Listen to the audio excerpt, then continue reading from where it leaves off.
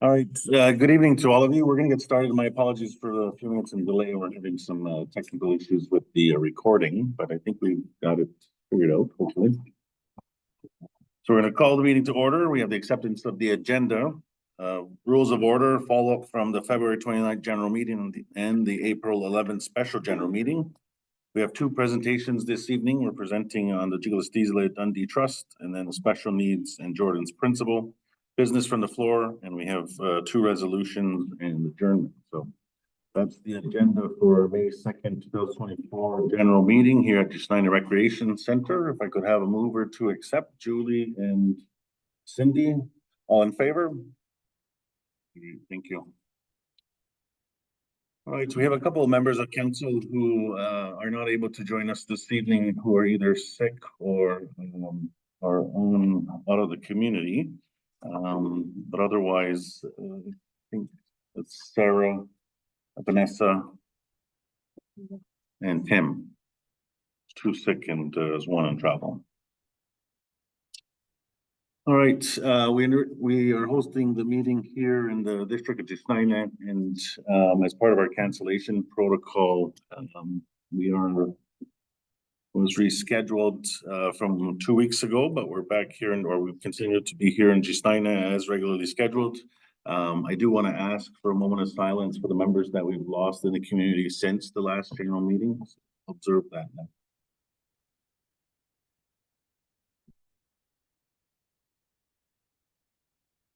All right, thank you.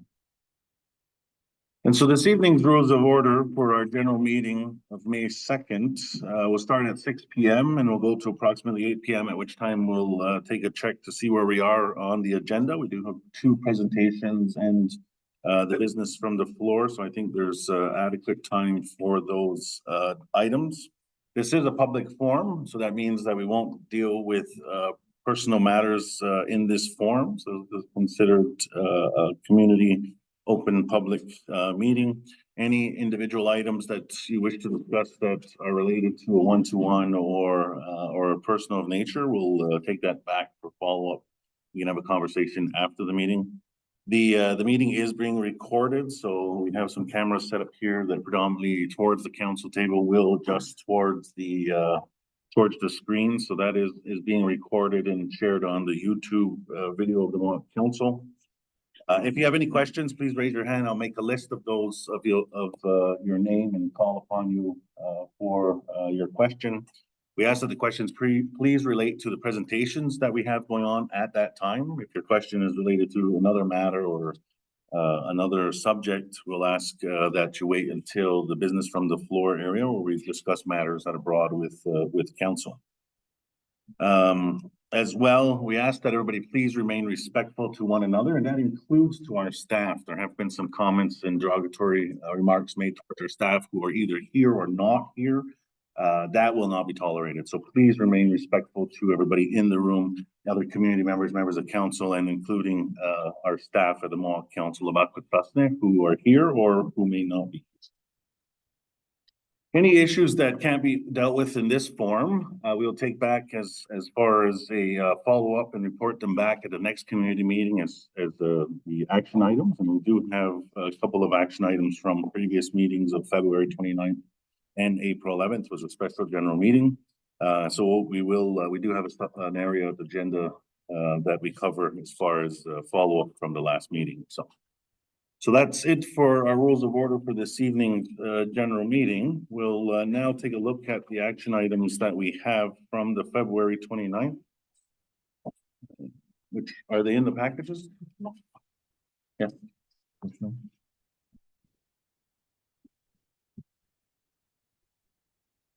So the February 29th meeting is a request to have the organizational charts posted online. So they are in the process of working on that. So that is ongoing. The second follow-up item was a request for the trust settlement agreement to be posted online. So we have contacted the trust administrator for the Akwesasne Community Trust, and they have not given permission at this time to place the updated trust agreement on the MCA website, but they will meet at their next trustees meeting. We'll discuss the request for permission to post the trust agreement on our website. So stay tuned. We are making that request to be able to post that online. Request for a land review definition posted online, nation building portfolio. So we do need more clarification on what that question or follow-up item means. So that's request for land review. DOH Associate Director, 5 positions. Were they posted and are they acting positions? And those positions are being posted. Is there a trial or permanency change? And that is DOH portfolio. Does anybody have any clarification on what that means? No. Okay. I don't know exactly what that one means, so I'll have to slate that one for further clarification. Request for the Chief of Police's job description to be available. Is there an update from public safety portfolio on that? It's ongoing? Okay. 7, what is happening with the new building in Whoville, DIHE portfolio? Is there an update on that? Anybody know?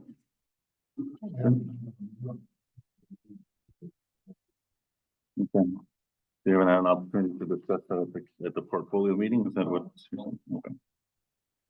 Okay, so that's the follow-up items from February 29th, the last general meeting. And then we have some follow-up items from the special general meeting, which took place on April 11th, which is a special general meeting to present the MCA's 2024-25 budget. The action items, can you cite the section of the FAL that states directors don't have to be present for their budget? Is the FAL is cited below and can be reviewed on the MCA website under legislation. The FAL identifies key positions that have a role in the law as it pertains to the finances of the MCA. They are the executive director and the senior finance officer, which is the director of finance administration. The director is not directly identified as having defined roles in the law.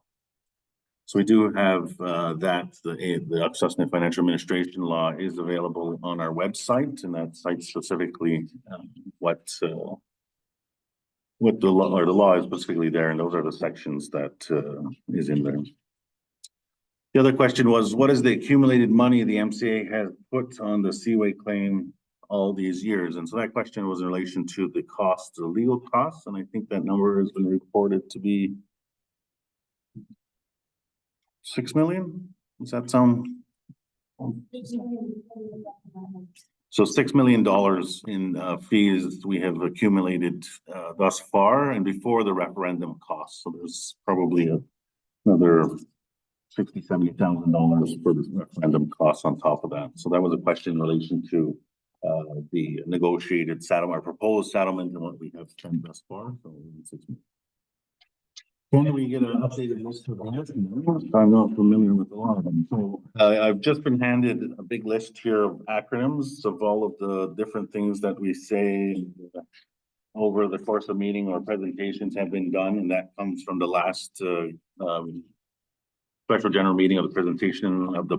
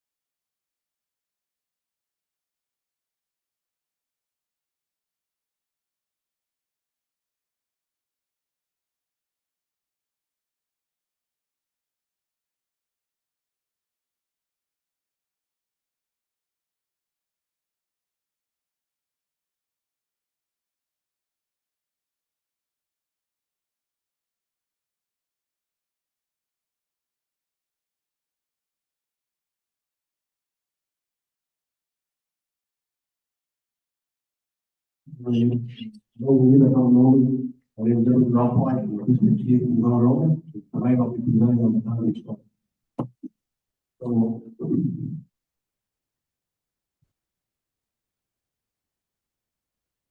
So what's on the screen right now, everyone has in their packet.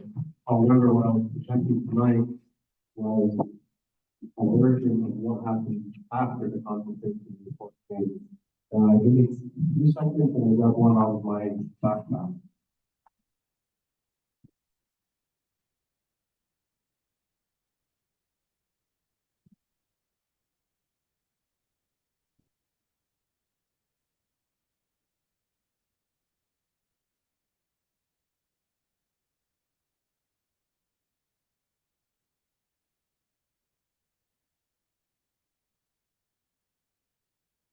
I have to apologize for this video forward and on there, but after I'm done, I'll be sure everyone's done to get it.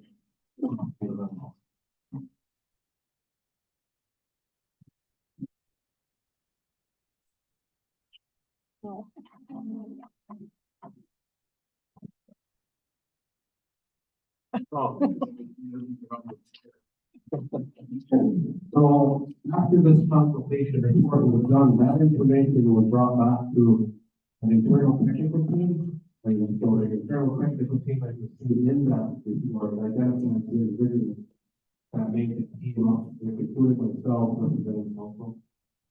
And so what we have done from that point, as part of the Dundee settlement agreement, was to start establishing either a trust or a general limited partnership.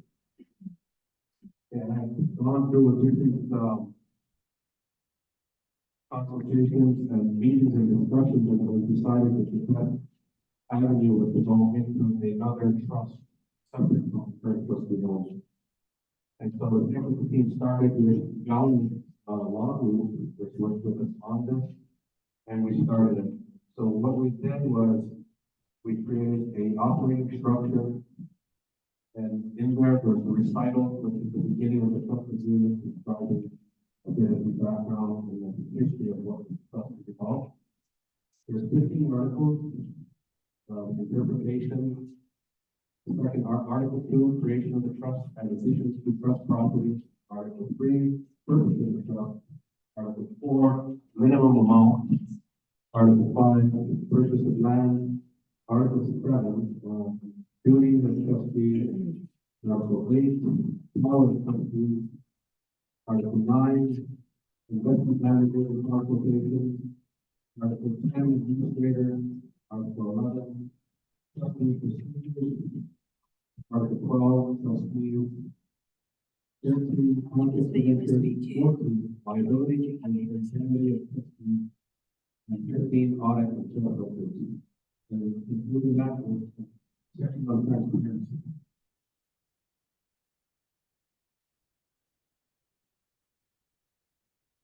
So the operating trust, we have, once we get this presentation shown, and it starts at the top with membership that goes down to Mohawk, and membership will participate in consultation of priorities that will be done then I think minimum of 3 times or more to get community input on the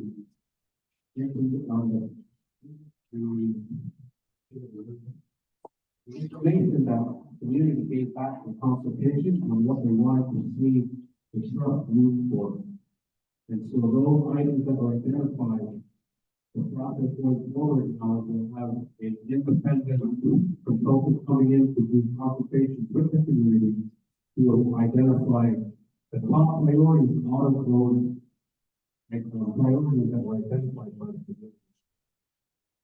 Once that's done, a report will be given to council to review the information that came back from the community. And then from that point on, it will go to the trustees and trust administrator.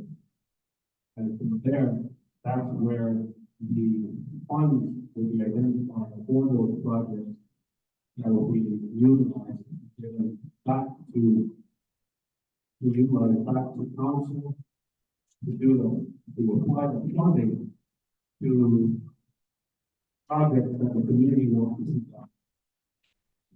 I know it's a little bit confusing without the image, however, we will get this.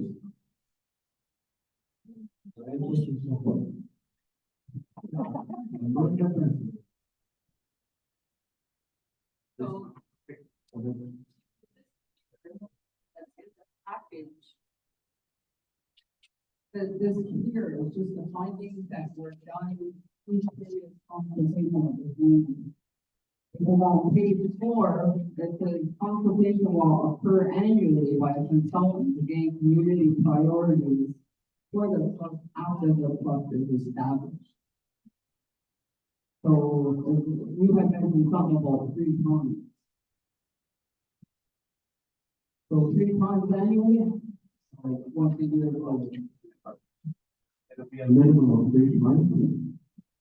And what that is that's the consultation that will take place to identify all the priorities that came out of that consultation report.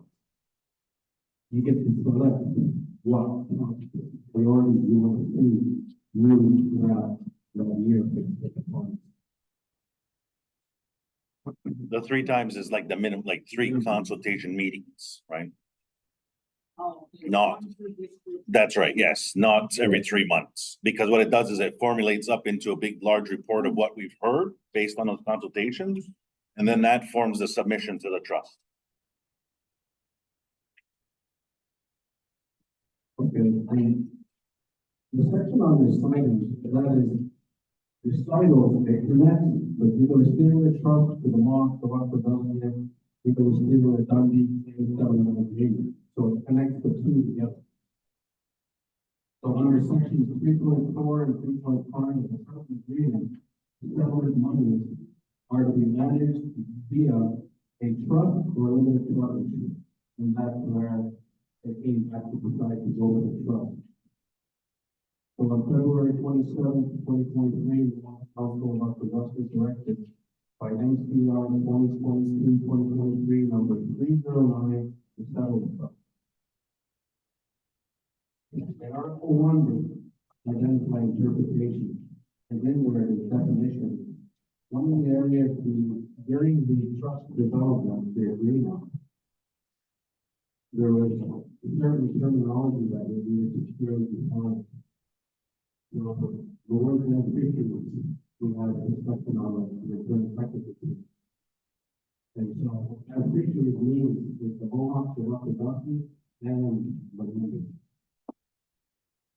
And the word member in definition is the person enrolled as a full member of the Mohawk, the Akwesasne, or steward, section 4 of the Akwesasne membership board, 2015.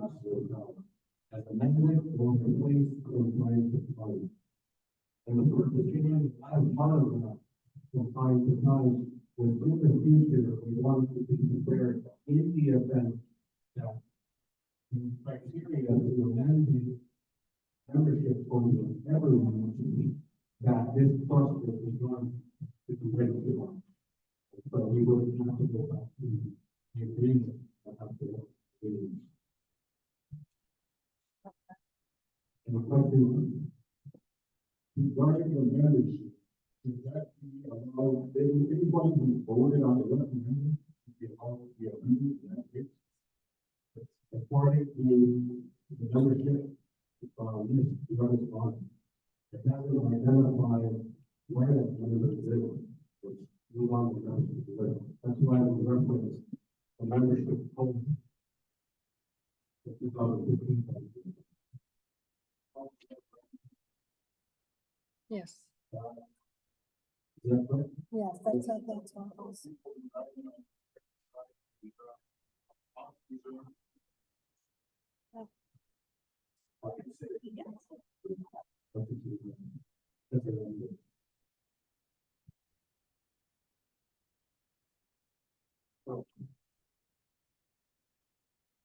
Article 2 talks about the creation of a trust and the addition to trust funds.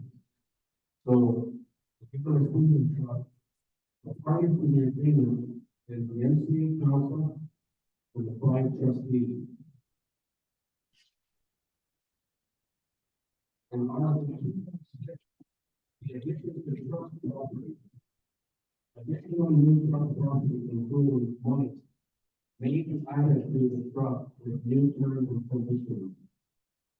So, another explanation of that is, in the future, there is another trust fund that comes into play. This trust agreement has, you have the option, if you have the option, if you want to add to it. But the terms and conditions for those new dollars will be added to it as well. It won't be the terms and conditions in the Dundee settlement funds. So new funds can be administered differently than the Dundee settlement funds within the same fund. So as an example, if we had an impact benefit agreement or other agreements, then we could add new terms and conditions that we have to trustees will continue to be legally responsible for all trust property, including any additional.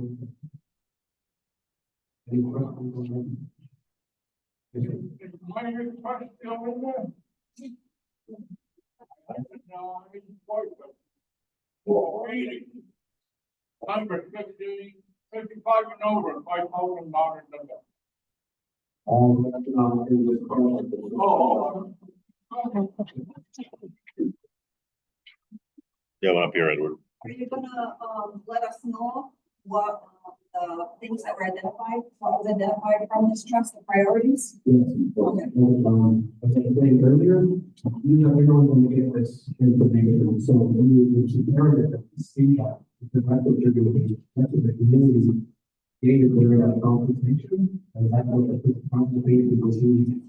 15 or 17, the community is going to be consulted in what are you going to do with the project. That's up to you. The most 15 or plus items that were identified, that came from the community. You want to listen? Okay. Article 3, the purpose of the trust. So the purpose of the trust is to hold, manage, and keep the trust property in trust for the benefit of the beneficiaries. So section 3.2 of the agreement for permitted uses in there is land priorities. And because we have to put a dollar amount in the development list, so it was $1 million provided to MCA for immediate needs. And we'll explain that for the by 130 on. The trustees determined the maximum annual payment prior to the compensation.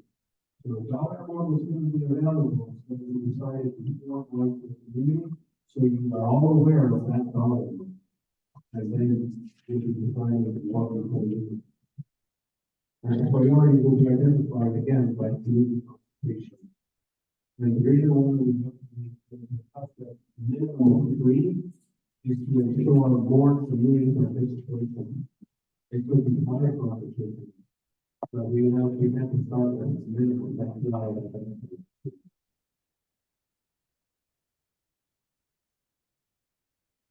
Question. Who determines the amount that will be identified for annual release or whatever? That amount, Oh, whatever interest it makes, it is. So we will do an initial allotment for year number 1, because you're going to go over to the trustees. And the initial allotment for them to the community, and then you have to do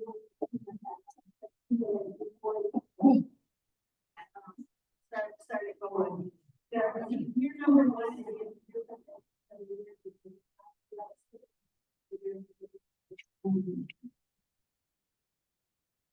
but the bar will be an earned and count and stuff.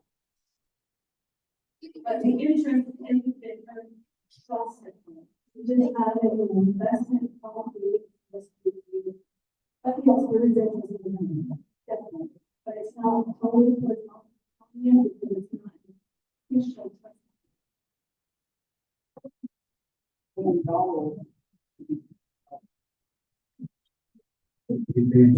Article 10, the initial trust. We have a vote.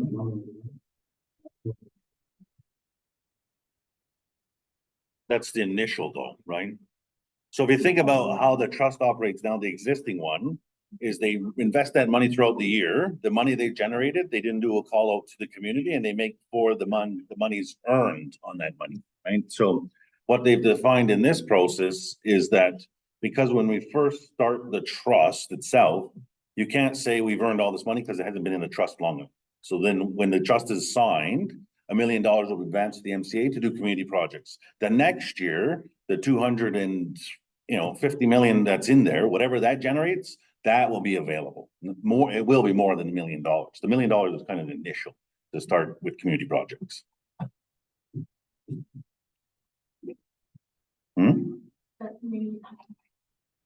So like in past trust, what is all of your average unit, all of your interest that you put in, that you're dispersing through programs? So they have about $50 million in there now of the existing community settlement trust, and they put out about $1.4 million annually, but they also pay about $700,000 in fees on top of that. So they're generating about $2 million, around $2.2 million of $50 million.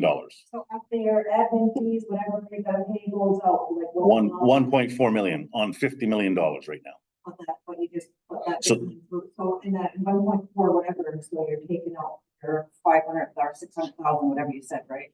Like, so what's Mm. That would going? be after. Okay, so 1.4 is after, okay. Yeah, but this will be a whole new trust, right? I mean, it won't be any part of that. We'll still have the $50 million that exists there. This will be about $250 million.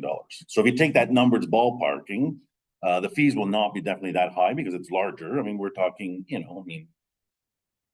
almost $2 million on every $50 million in there, and that's, it's enough money. Yeah. No more questions before moving on. Article 3.28, permitted uses. You go back to your chart. So permitted uses, there's actually 14 total. Then the permitted uses here came from that consultation that they did in the community. And I'll read them on for everyone. So this is the results from the consultation: green energy, infrastructure, housing, social welfare, health and wellness, environment, sports recreation and or art, advancement of culture, heritage and language, economic development, educational training, other essential public services, public safety, land management, for example, HDR in addition to reserve, emergency, indigenous rights. In the large square, you see that refers to section 3 of the actual settlement agreement, which is for land acquisition, addition to reserve, up to 18,282 acres. And that is identified as a priority limit. Purchase of eligible land may be done by MCA council without consultation with members.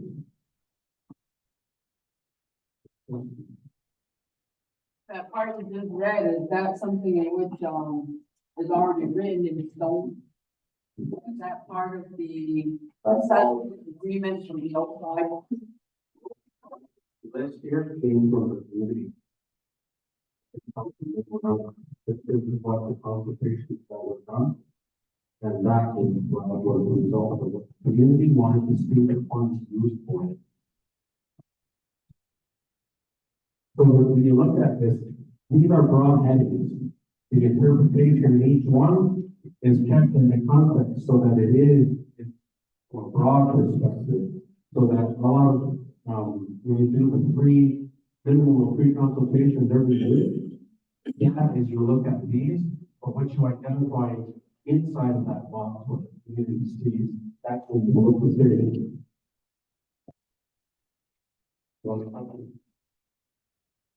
There were a few, I'd say, that listed in the way. monies, or should be receiving money, but public safety as an example, they might just receive all of it. Why would it take all of it? Is it taking out of the only agreement to fill in program money? Again, like the title public safety, it's not actually directly referencing public safety and what we are in the program, but it's to be interpreted for more broader context. So a community member could start their own public safety thing and grab money from that? As an So- example?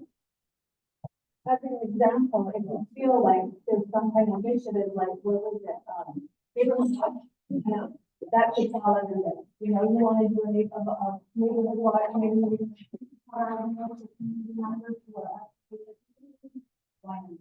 but even this, so, and it's from the budget presentation done in April, our ambulance unit right now falls under public safety. And our ambulance unit is almost 90% unfunded, so that's the fund. And that was one of the concerns that the community had was not to be used for this program. So we actually have to go and sort out exactly what's receiving full funding and what's not receiving full funding to make sure that this is a public. And I think we're interpreting this wrong. You know, it doesn't mean that we're not gonna consult you about purchasing land, it just means that we don't have to have this as a priority. This should be a standing priority all the time. Like, if we're gonna prioritize the next line, but this land acquisition is a standing priority under the whole settlement agreement, because right in there in section 3.2, it says land acquisition is a priority. So to conclude on that, identifying the consultation actually, it meant it doesn't need to go to that pre-consultation. Go on the question, man. Not much mention on acquisition priority.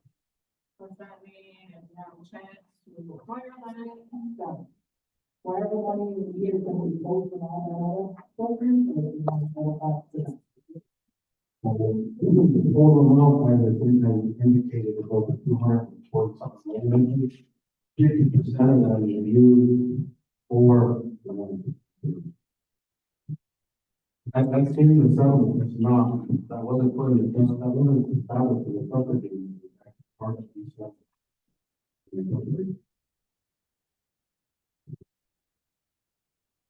You had said that the, interpretation is, it may not fully reflect without consultation with the members.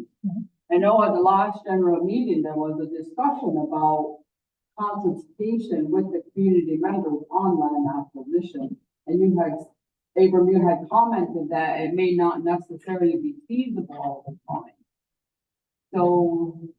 I wanna know This is what's- the what's- only, what's- no, but this is all the money part, just the money part, right? I mean, so, I mean, there's also, then there's the actual part of, but there can be planning in there, right? I mean, so we're talking like, you know, we're talking $8 million annually generated from the $250 million, right? So that's a pretty significant amount of money. So if you were to take $2 million annually as a priority to go into a property acquisition fund, right? It doesn't necessarily mean we're gonna buy $2 million of land this year, or whatever number it may be. It may be 2 years of money set aside from the trust to buy a $5 million purchase of land, right? I mean, so there's a whole process in itself that needs to be defined for priority and purchasing and things like that. This is strictly the money, right? I mean, there's policy decisions that have to be made on how and where around land purchase. Exactly, and that's, I understand that the money is gonna be used for purchasing property, whether it's in Ontario or Quebec or wherever. But going back to policy of it, the process of it. And I know in previous years, when property was purchased, it had been stated that before we decide to buy property, we gotta know what we're doing with it. How is it gonna meet the needs of the community? And I know there was a question about, do we have a procedure in place on how to go about doing that? I don't think there was ever a response provided. I don't think there is a policy on how we buy property. Yes and no. I mean, there's a property acquisition team has a process in place, but I mean, as far as, use and land use planning, no. There's a question in the back here. Go ahead. It's like, prepared age. Those, or, they're kind of, hospital, prepared uses. No. No. So we can, because I remember one meeting we asked if Canada, if we didn't spend the money the way it was meant to be spent, the question was asked because they take it back, There's the provision in the settlement agreement between Canada and the community that says the Mohawk Council will consult with the community before using these monies, right? And so we defined the whole process for consultation for us to consult with community before for priority areas. That's the consultation. I remember the conversation that Mr. Johnson is talking about, and that was trust money. That was FNCFS money from a lawsuit with Canada for Child Family Services. That one, there's an eligibility list, a criteria list for those expenses. This doesn't fall under this. These things are the priorities that the community set out in the report that's in the document you got, and this is what the community said their priorities are.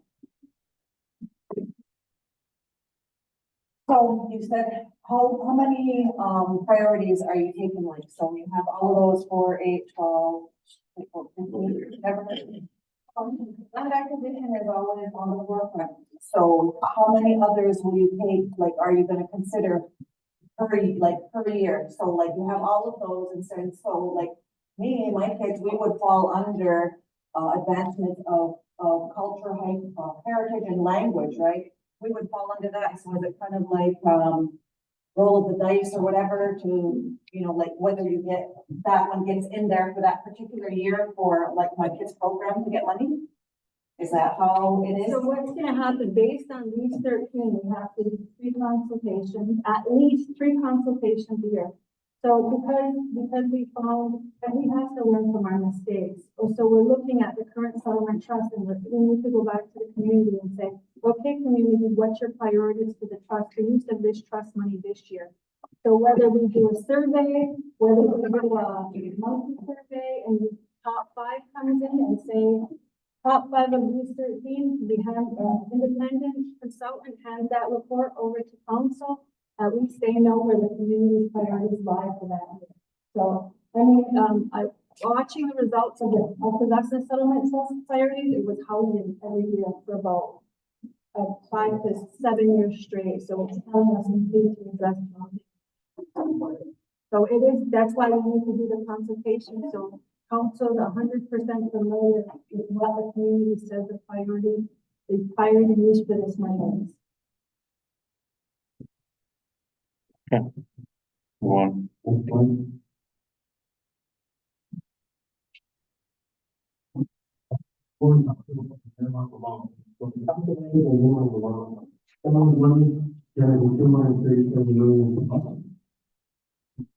Subtract the initial projected MCA of the 1 million, as we described earlier.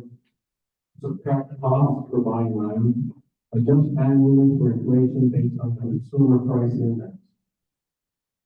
The minimum amount ensures that the trust value does not decrease over time due to inflation. If the trust value falls below the minimum amount, then the trustee must develop a plan to restore the value to meet the minimum amount.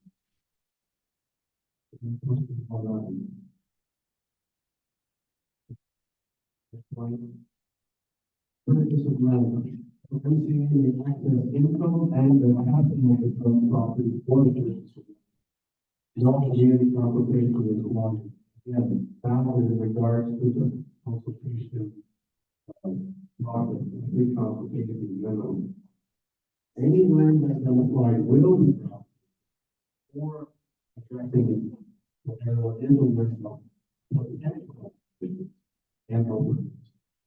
It doesn't mean we're just gonna say, oh, it's a piece of property, let's just go and buy it. No. This will be constant, it'll be brought to community for the working.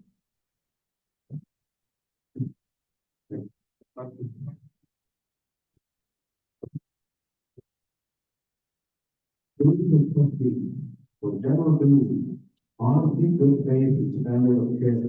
Trustees will exercise their powers and duties honestly to get there in the best interest of the country. Comply with the trust. Trustees will follow the terms of trust as set out in the agreement. Stay informed in the affairs of trust and participate in decisions of the trustees. Independence by delegation.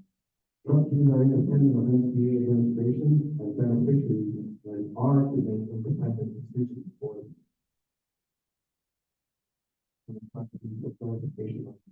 Yes, go ahead. The trustees, sorry.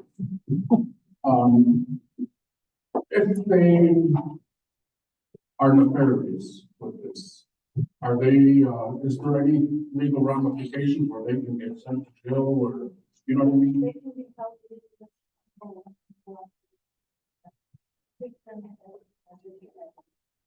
There's external laws in Canada and in the provinces that govern trusts, because this is a trust, right? And so that's, there is, that would hold them responsible individually.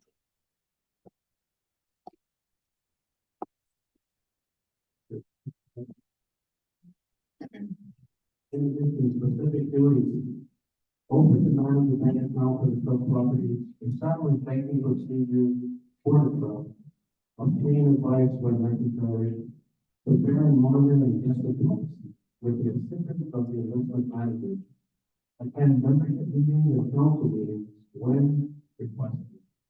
Pay trust expenses and applicable remuneration. Establish an office of the trust for the records of the page. Submit an annual audit to MCA. Collecting and confirming with the trust property. Keep accurate and detailed accounts for all accounts. The auditor identifies the role may be delegated to the trust account. I'm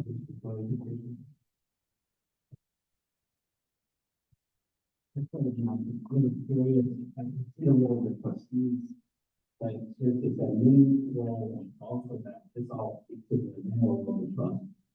Is the admin accidentally done by hands?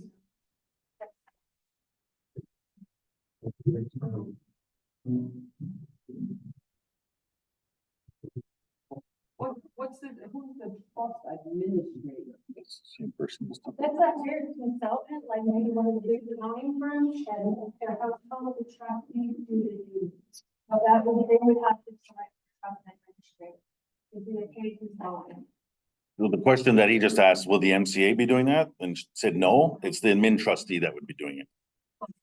Also, that's hiring the admin trust person. It's a trustee.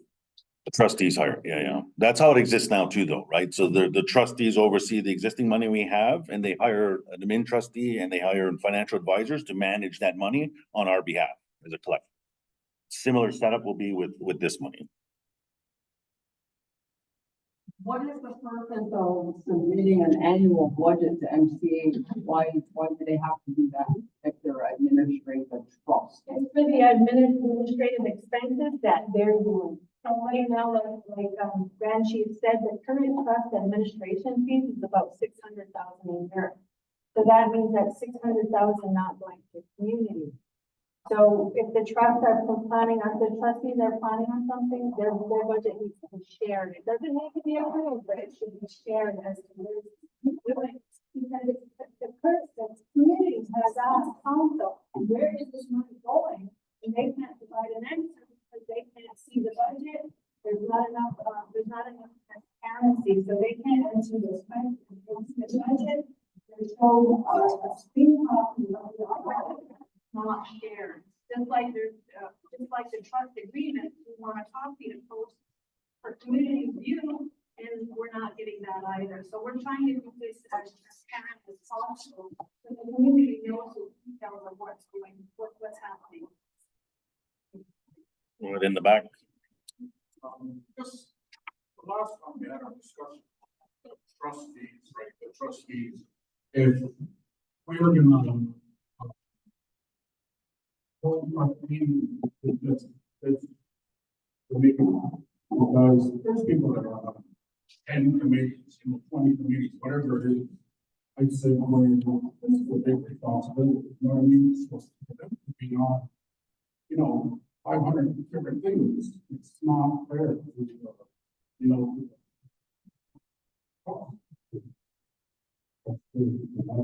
Also, we did talk about that, and so there will be, there will be a call coming for trustee dollars, and there is, we do have a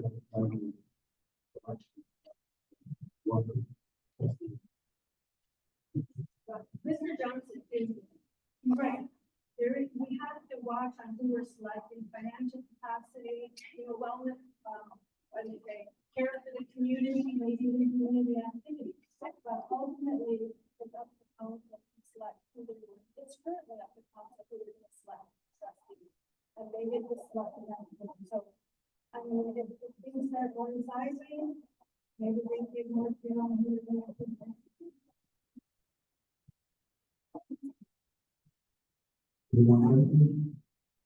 Next slide. I'm just thinking down to the south, chapter administrator. It sounds like you're being in contact with big firms. There's been a lot of things they do this before. So it's like, all those $1 million, like, we need jobs here in this community too, like, so it's like, I just want to know how I think about that. Fees for investment management, investment advisors, and trust administrator are all money this community. You can bring opportunity jobs out of this for community members. It's just a way to think. If we're going on this path, you should be aware of that a lot of money to come. If I could just make a comment on that, right? I mean, so when we talked about the expenses that are coming out of the existing, it is something that council has talked a lot about, is building the capacity so we have our own people to manage that, right? Because as it exists now, we pay the Chappelle's and the Deloittes of the world to manage all this money and advise. And it's a significant amount, it's several hundred thousands of dollars that is paid externally. So, and again, in the context of numbers, this is 5 times the size of the existing one. So the rates won't be 5 times the size because the larger, the less, but it definitely is something that council needs to push on, is to build that capacity to manage these funds. And it's having this opportunity that we have on our existing trust with experienced trustees. And I think we need to keep that in mind, is that let's not ignore the knowledge that has been built up from trustees. They all have conferences, they don't have training on how to be a trustee. I think we need to keep that in mind, that not always jump outside of the community to get that expertise. We have it right here. How I'm sitting in this room that, there's so much capacity in Akwesasne, and it's almost like we ignore it.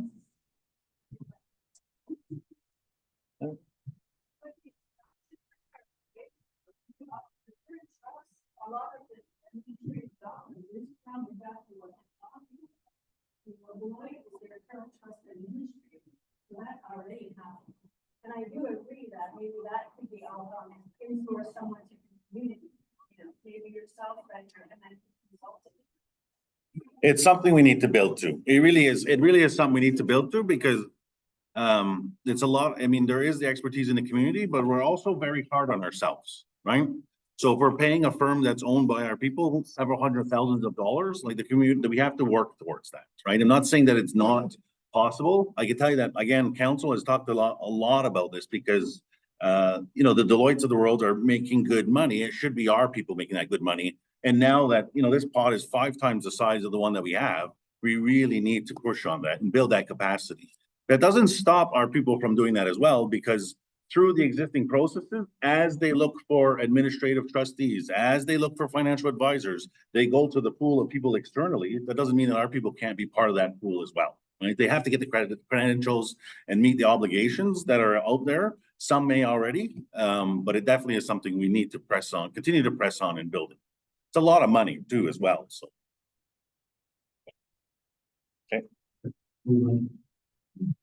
Our claim comes for the following trustees, with the advice of the investment consultant, legal, accountant, and other advisors on strict terms of business. Trustees may borrow money, example, mortgages, securities, and guarantee borrowing from the trust property. Lend money, so it's borrow guarantee loan. Further information on that is, so if the trustees decide they want to make up an investment deal, they have that ability, but they can't just do it on their own. They have to include all of the above that have been identified. And if they say no, it's a bad idea, they are not allowed to proceed.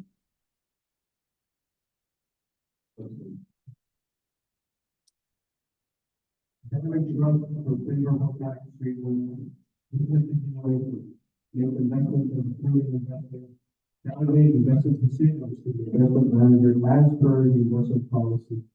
To start or defend a lawsuit, manage any deeds, leases, conveyances, contracts, waivers, release or other documents, hire advisors, lawyers, accountants, investment managers, etc. Deposit money documents and securities appropriately. Enter into contracts, agreements, or arrangements with the administrator. So what is that? What would be an example of the trust borrowing money? If it goes below, part of that plan, if it goes below and you have to replenish. The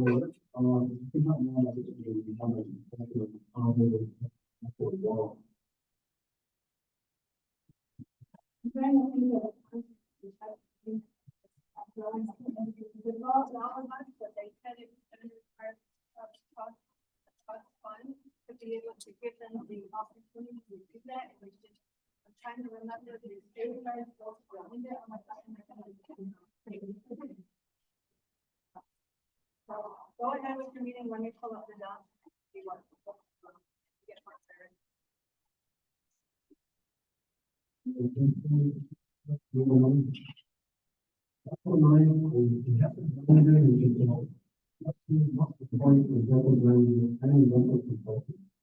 For investment managers and investment consultants must attend biannual meetings with trustees, administrator, and auditor to report on the trust property to them. Investment managers and investment consultants must be an arm's length third party.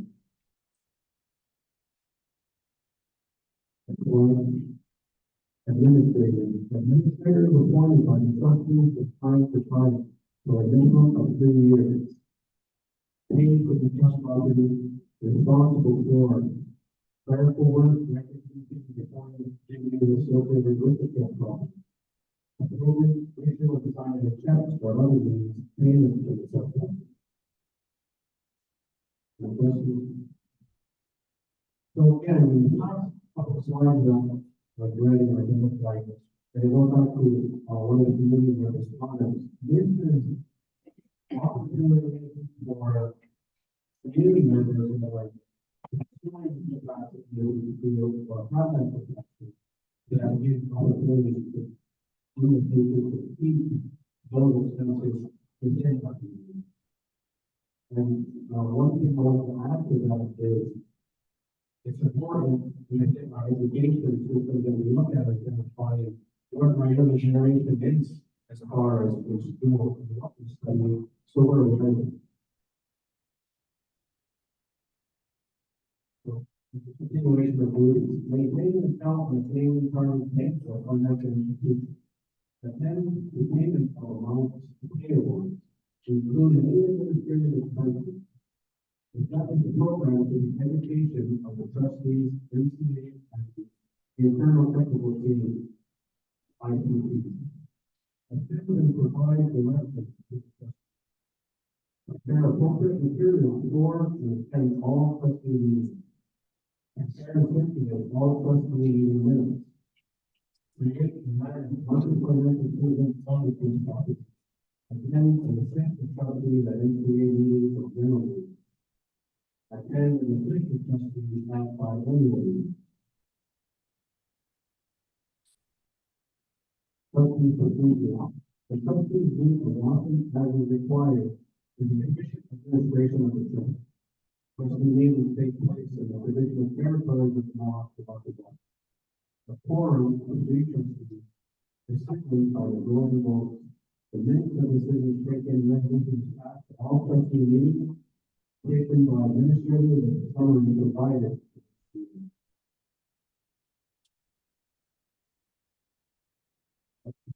Trust must have 3 to 5 trustee appointments at all times. Trustees selected on recommendation by internal technical teams and appointments of council. There are 4-year terms. 3 of the original trustees will have terms of 6 years. Trustees may temporarily fill the position until next appointment by council. Example, to maintain the quorum. Trustee requirements cannot be on council or have family members on council. Complete NCOA, the National and Regional Trust Officers Association, training within 12 months of being appointed. So on that, you can apply when you call out goals for trustees, everyone is going to apply. If you're selected, you have 12 months to complete the training. Will not be an undischarged bankruptcy or a charge convicted of offenses involving fraud, false pretenses, or theft. Tobacco related offenses or those in defense of aboriginal, inherent, or treaty rights excluded.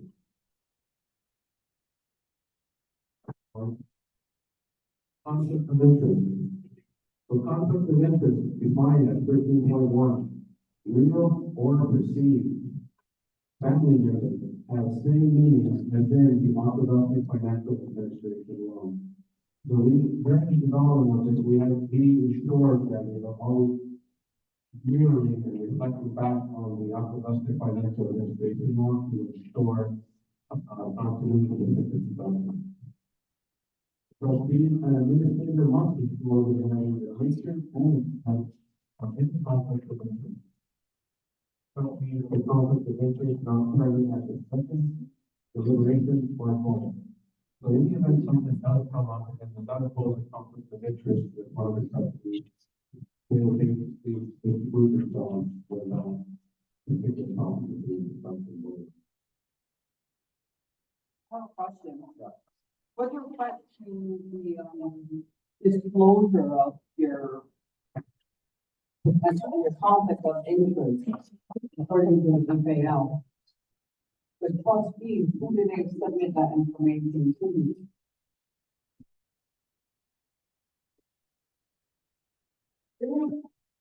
Most likely they record it in their own meeting minutes of their, whatever their sessions they're holding. Just like council reports it in their meeting. You know, according to the FAL, there's a form that's supposed to be completed, and council members, after they've done it, for trustees, is that gonna be the same form they have to fill out? You know, it's just a fun, children. Businesses, and where does that go? Like, I know I've asked council members, I wanted to see Snaihne's district declarations, but we weren't able to see it. But for the trustees, does that, just go to council for you to take a look at the form?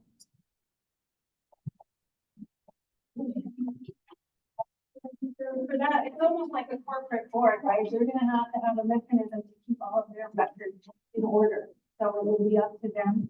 Their trust administrator right now is putting all of those records for them. If they get a new one, that information will pass along.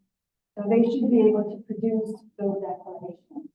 If those are the procedures that they set up for themselves.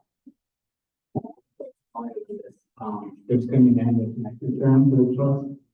And when they file it, it's supposed to do the related party disclosure on there. So every year the trust says it's so that there's no conflict.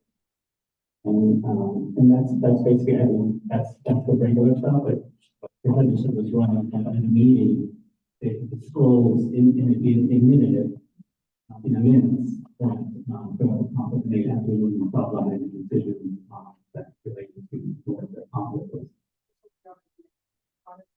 Yeah, yeah. So this trust, like, we're going through our policy stuff, like, all the parts that will have to be set up, it's not necessary to have like all the details right now. But we need to know that the policy to be created, so you can have good control over the trust. So that it just have one policy against that. Yeah. So if you end up having somebody with a conflict of interest and you have to have a quorum on a vote, what do you do then? You like have somebody on the sidelines to say, okay, you need to step in this instance because this person can't vote on this, whatever we're having. Well, growing in that time, you do your best educating them. And the sense that they would probably have to complete the people on that own until they can. Other trustee that goes on. So is there like, you have, okay, so you have your 6 or 7 trustees and you have to have whatever, you have to have a, yeah. So if you don't like I said, if somebody has a conflict of interest, are there like people in waiting to say, okay, we need you to step up? You don't have that, so you just. No. You just put it aside and wait. It kind of goes back to what Travis said, is the conflict of interest is the high level, and so they would be they would be obligated to develop their standard operating procedures in situations like that, right? So that would then define if we have a conflict, what happens, and if it affects form, then what happens, right? So that's not defined yet, but the conflict, the need for a conflict, what a conflict is, which relies on the FAL, is defined for them. They'll have to work through the mechanics of it. Going further, what Travis is saying with respect to, some higher level policy making. Now, to ensure that that's in place, and I know according to the financial administration law, there are a lot of policies and procedures that are not yet in place from 2019. When is this going to be done? So, on to talk about, again, we have to refer to my colleague here, because it says, once the agreement is already done and don't fall together to family. So we're talking about the family, that will be up to trustees, that will be one of them. Stay in line with the family. So once they're established, the trustees are in place, they have to develop a policy. Yes. That'll be their mandate.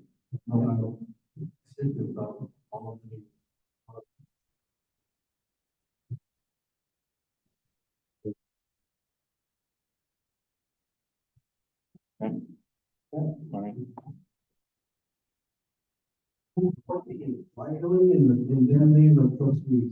So trustees have the ability to bind the trust without liability. MCA sets honorarium for trustees. Trustees are protected by litigation and management. Trustees observe standard of care and non-personally liable for actions taken or not taken. Loss of property due to sale of public or investment. Inability of the trust to fulfill its purpose.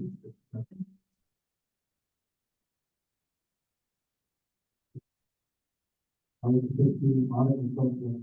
Trustees will keep accurate and detailed records of all investments, receipts, disbursements, and other transactions. Open to inspection and review and all requirements by MCA. So again, this is a account of the first audit by an independent firm of qualified chartered professional firm. Maintenance of a unit on medical. The beneficiary, i.e. members, have the right to obtain a copy of the trust agreement and any documentation related. So here's, so on that one, so we're talking about all about transparency. So can a community member come and ask anytime to, to see what's going on, or is that only for provided to, I'll back to you. In order to answer your question, I would refer like to the last point. So the beneficiary, which is everyone here, you have the right to obtain a copy of the trust agreement and any documentation for your administration. Anything that comes afterwards, that falls on the copy. So when I go back to, I think it was further up on the earlier slide, it talked about ensuring that the administrators roles and responsibility of what they were going to be keeping track of. I do believe we can really do wrong and with that will all to access as well. So yes, but that is what. we're trying to find.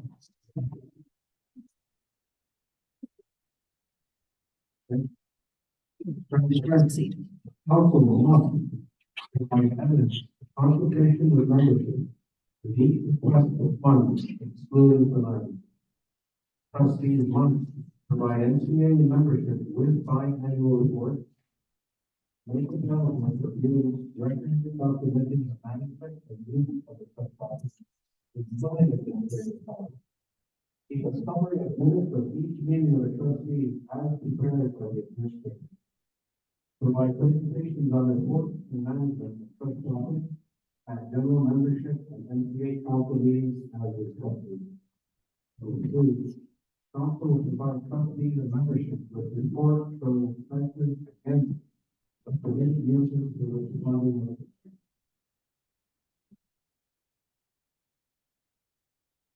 This concludes the presentation of the Dundee Trust Agreement. Any questions? It goes back to, previous, law, that, there's no mention of a trustee requiring a secret or the, US equivalent. Yeah, all it is identified. The presentation today was not an overview of what it regards to how detailed we went into the agreement. And what you're asking today is a little probably next.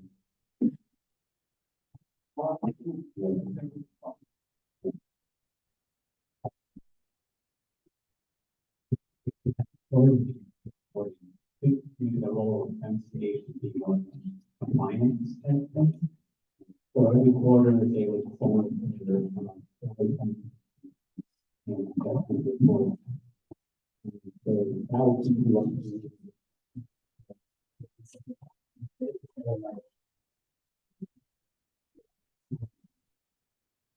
I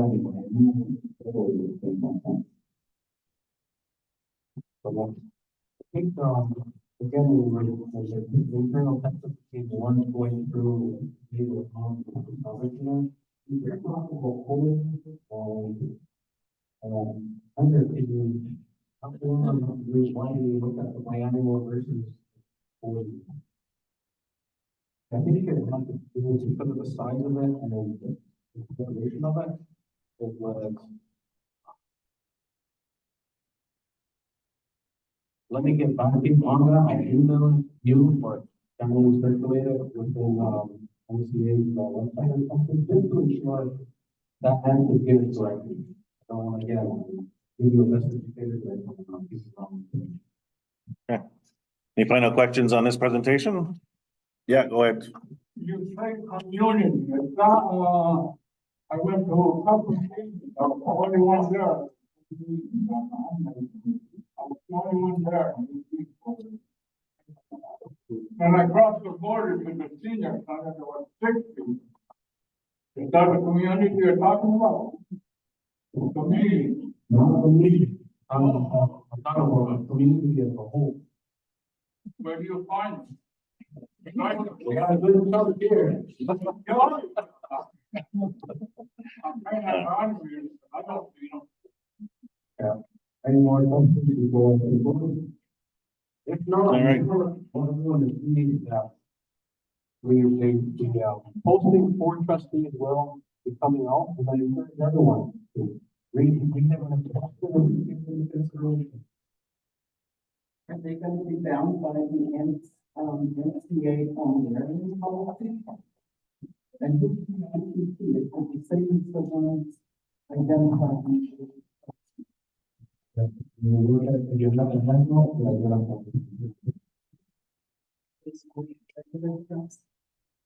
Oh, it's the first time of the meeting.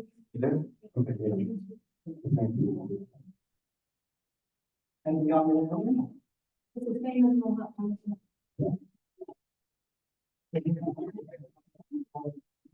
No, More than that now. more than. Yeah, I know. It creates an imbalance. It creates an imbalance. Okay, all right, thank you so much for the presentation on this, and as mentioned, stay tuned for the posting for the trustee positions. Okay, we're gonna go into our second presentation of this evening. Oh, I have a question. What is your time frame for getting all of this in place? Like, what are you looking at next year? oh, you have an answer for that? Because it's gonna take some of the negotiating. So what we're looking for is immediately trustees, because we need to get trustees on the bench, and we need to get them into the whole program. So that is first, getting them in, getting them sworn in, not to be mean, but council election is probably interfere with that process. We can have a chronology for 2024. So we finalize the agreement, get it to MCR, the trust is settled, we have to transition the money to the trustees. The trustees need to open the bank accounts, develop their investment portfolio with other undertakings. We have to do a follow-up with the trustees and the administrator. Trustees and administrator is selected by council, and then they have to go to training. So, and then the $1 million is left behind to start operating all of this. So in 2025, the trustees pay Mohawk Council $1 million for immediate needs. They establish their maximum annual payouts, deadlines, and trustees have established and communicate the maximum annual payout that we described in the slide. They have to do that with the 3 months of meeting that was talked about earlier. So we have to go to the community before any money is used to make sure that council is aware of community priorities.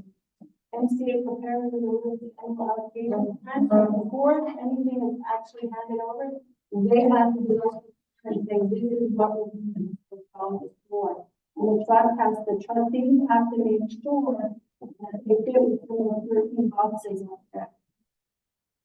And the trustees review the annual allocation plan and notify MCA if they accept or not the plan. You said they set the priorities and then the call will go and the proposals are received and then we got to fit it into what they set as the priorities. Sure. That's up to them, yes. No, No, they have to do the consultation, the community has to set the priority. Membership has to set. Council has to do the consultation. Council has to consult the community on what the priorities are for that given year. So if they say housing,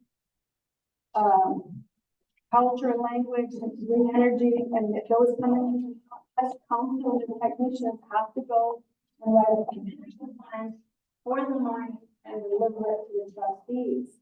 Then the trustees can say, yeah, this is a good plan, or no.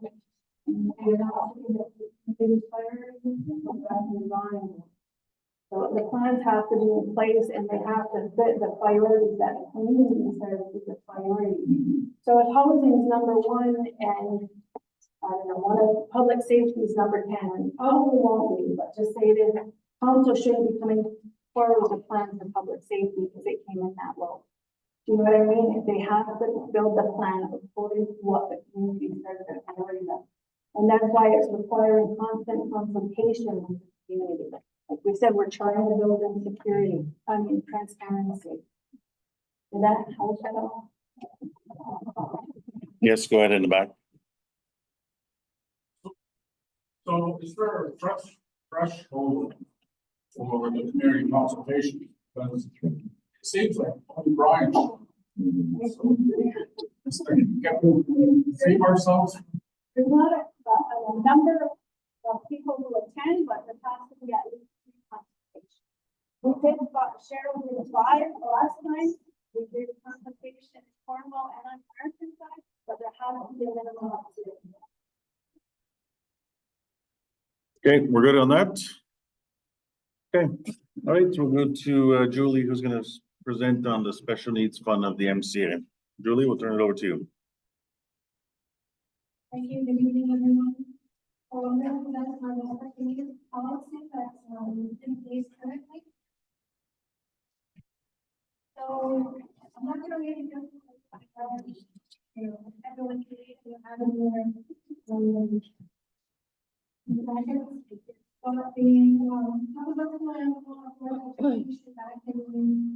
2005, 2006, had what they called a at-risk committee. We understand that at-risk committee, and realized that there's a lot of children that were being identified with special needs. With that, the special needs committee was formed. They received they developed and put into action the policy to help Akwesasne children to access the fund. The fund is derived from the business of the future generation fund. And we received from the state and received by OLD, the privilege and OLD, very loud and so, over the exact date and they put that into it's trusted and not trusted, and the interest off of that money was used to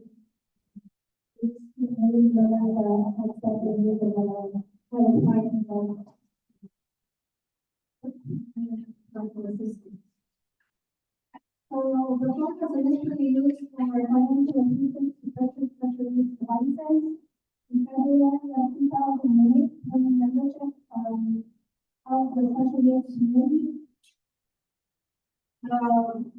The membership consisted of directors, institutional health, and community policy, with the hope that they would be able to identify in the programs whether or not there's money that can cover the needs that we have to meet, if not, then we have to use the funds and the policy. By April, the limit on the contribution for any one individual from 5,000 to 75,000 due to the nature and cost of devices and services. By February of 2010, the number and reason for funding is more than what the funding was being recovered. So since the funding was established, it was assumed that the effect of the other funds was so they figured they want to continue to get money first, because the kind of last stop is the cash flow and more money.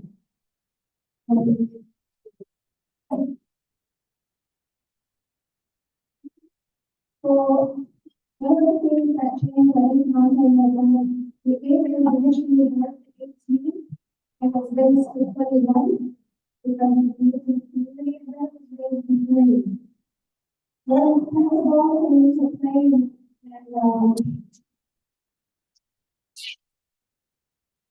in order to think about it, the policy now covers 0 to death.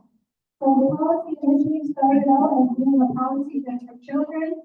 Currently, it is a policy that can be utilized by anyone with a special needs. So as you can see, the policy has been evolving to try and meet the needs of individuals with special needs. So the process requires you to fill out the application, submit it, the community to come to who they are and who they are also. And then they can also portfolio over there and the actual associate investing in the advice. And about supporting applicants, when we use it, it is approved on the line. And maybe also the approval on the individual that they're approved or first. If the applicant is approved, then the paperwork is then submitted to finance, which will take up to a few weeks to get that, EFT process. Hopefully along the line, during the processes, the, applicant is notified at what time they'll be, what the timeline will be together. Accepted and evaluated. And then they're notified of course when it comes in and the application is evaluated. So financial assistance available for assistant devices, which is equipment and repair, to a maximum of 15,000. Services, therapeutic and educational, 100% covered, for a maximum of 5,000. The assessment, 100% to assistance, 100% to a maximum of 5,000. Respite care, 100 to the maximum of $10,000. And training for candidates, 90% registration costs up to the maximum of 1,000. The things that are currently covered, support income, governmental health rehabilitation, meals, medications, special diets, special circumstances, not covered, a home adaptation, 35% of the cost up to a maximum of $25,000. Vehicle adaptation, 75% of the cost up to a maximum of $10,000. Now, let's talk about the So there, I have a question about that. So it says, you talk about how all of your resources have to be exhausted, all of the funding has to be exhausted before you go to this. So would that include like finding your principal first, whatever? Okay, so I have a question about, I have a statement about that because I have a friend that applied for Jordan's principal and is currently like 10 months, I think it's 10 months now, waiting. So if their child needs that, like, and there's no guarantee that your principal is going to say, okay, you're approved. Like, so you're waiting, you may need to wait like a year before you can apply for this. So one thing that I mentioned on the previous page is that, total within 2029 and 2023, there's part of the, amendment to raise the conservation that also said that we would ask the consent to share information with board members. So that this can, share information with that, we can see it. So that was nothing, but I don't think that we should not have 10%. So if they were to get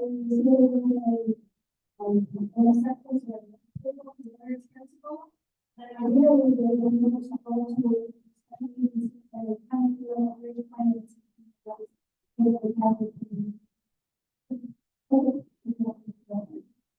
there is a have to be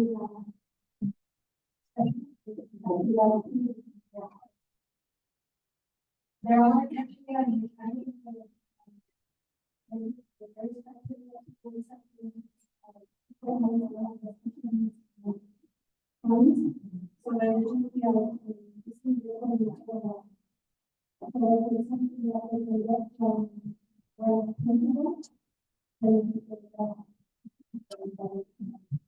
So if, like I said, per application, then it should be 10 months. So if it's immediately and, like, can you apply for this?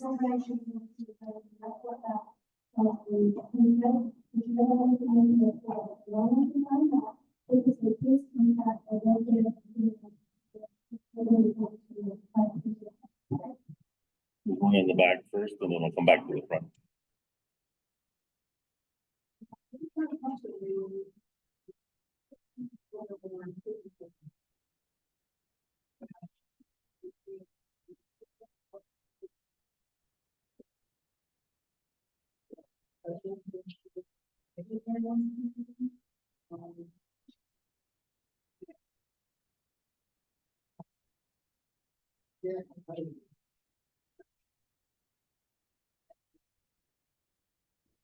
And he feels here.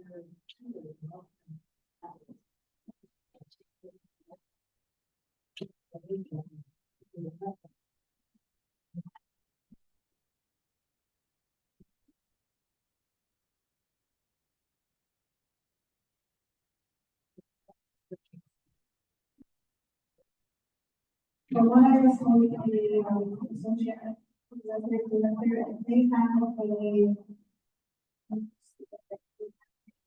valuation of their business for that also. So, like I said, this policy was perfect. And there will be, those types of things, or things that, where they have their people talks, which I like to, that we will hear from the community. I don't know the things that need to be covered, because we're looking at it, in 2005, I think, the guys that were the session was on, phone, but that's what it was. It was admission. Or it wasn't a lot of back then, when this policy was growing and changing and evolving, where I was more Okay, back over here. I agree with the question about. Is that not what the application, and we have multiple applications? 3 year, per fiscal year. Yeah, Real life, the big thing? yes. Yeah, so applications may be, of course, denied based on, based on the policy or the lack of funding, and there's a good one. But the great is I think that all of our programs have that. So you can appeal in the following area, assistant devices, services, and support.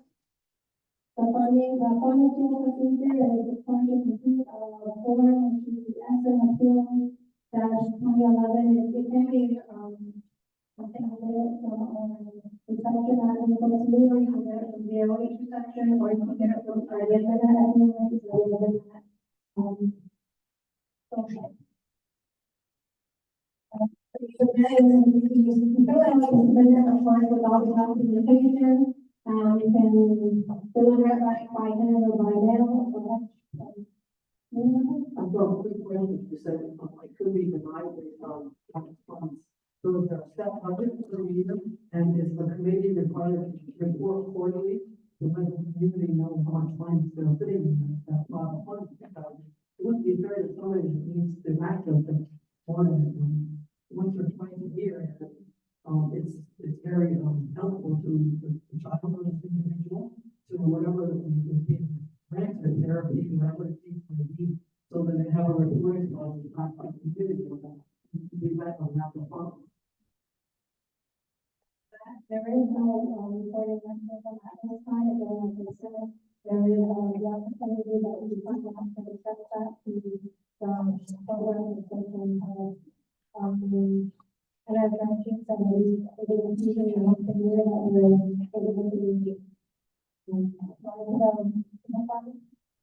then we can have other, say they don't put any other issue, you're ready to kind of solve the right? So, yeah, administration will prepare the appeal package and report it to the DOE, Department of Health, to present to the health board for review and decision. So the health board is the appeal mechanism for this fund. DOH, will inform the applicant and the special needs committee of the board's decision and the decision of the board is subject to the table. And then all of that application is filed.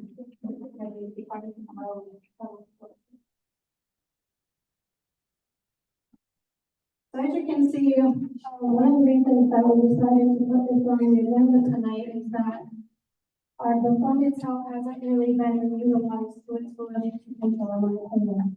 We went from 2020 for 2 approvals, 2023, 37, and then 2024 to 37. Now, some can say that's because of the joint principle, but as we've heard, that is, there is a waiting time for that, and we'll get into that in the next presentation. And of course, you can connect with, and the special committee, and the education and discussion and the Department of Health. Those dates have not been set just yet, because we'll keep it all for them.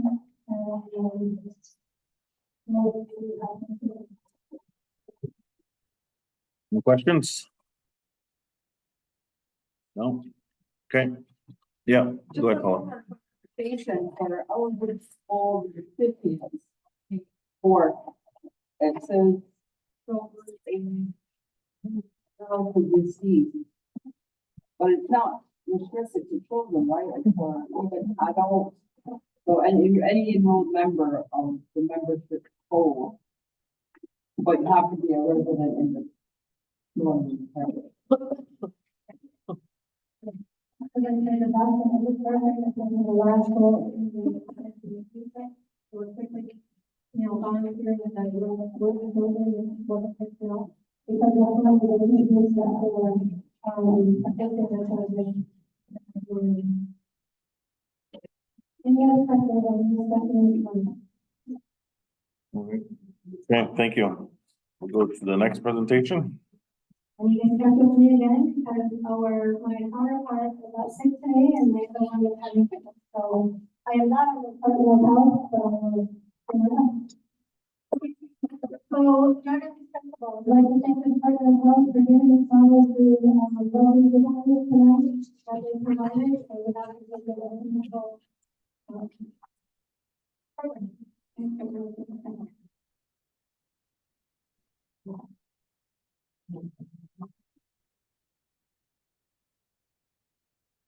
So, during principal, Secretary Community Health Services, during principal is a word of child first approach, ensuring equitable access to the services for entrepreneurs in the community.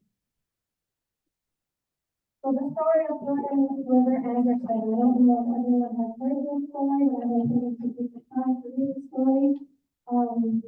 Jordan was a child that was born with multiple special needs.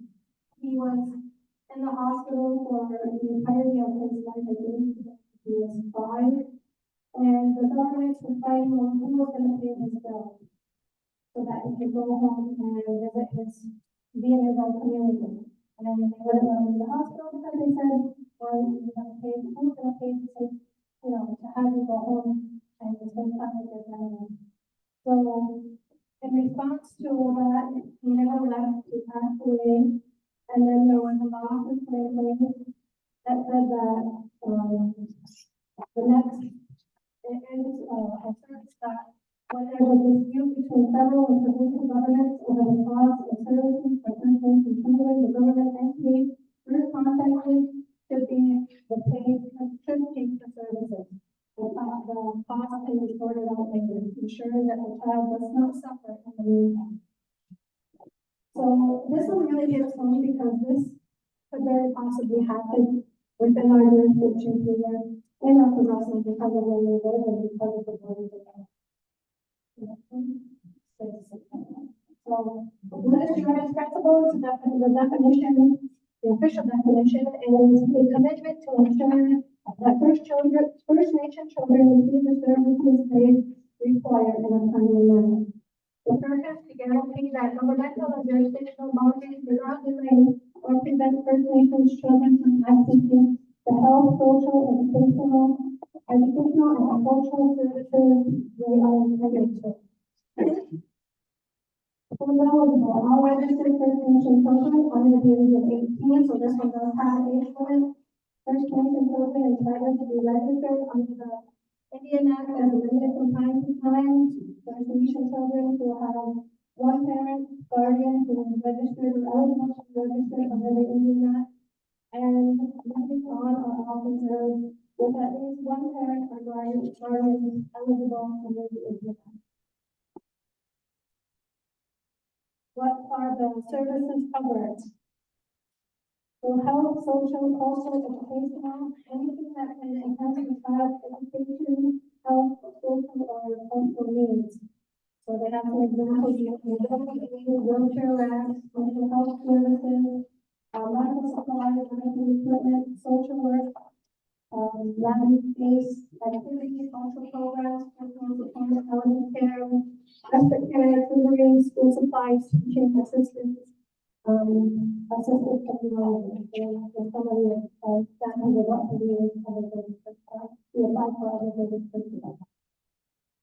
The eligibility under apply for principal, so family members can apply, the elderly, the parents, grandparents, guardians, they can self-apply,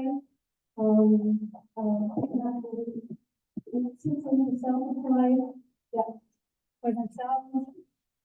Service providers, nurses, doctors, caseworkers can also apply when we have, running principal, role. Case managers, navigators, community service groups, and organizations provide services, youth services, and they're very flexible.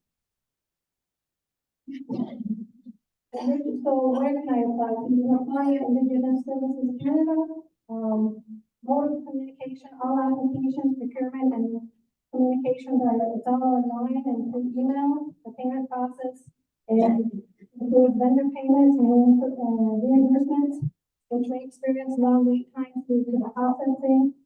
Independent First Nations also has navigators, mode of communication operators are conducted operations are conducted online via phone or email without an office setting. The payment process is paid either directly through IFN or by the parent guardian with reimbursements back to the back through IFN. And then ours involve also basic interactions with our individuals that are in principal office. And your payments, most of the payments are handled directly through MCA. Parents, guardians have the option not to pay up front for people who are children. Hey, what do you mean you don't have to pay up front? So I can bring my kid school bill and you pay it and then we do the application and it goes back?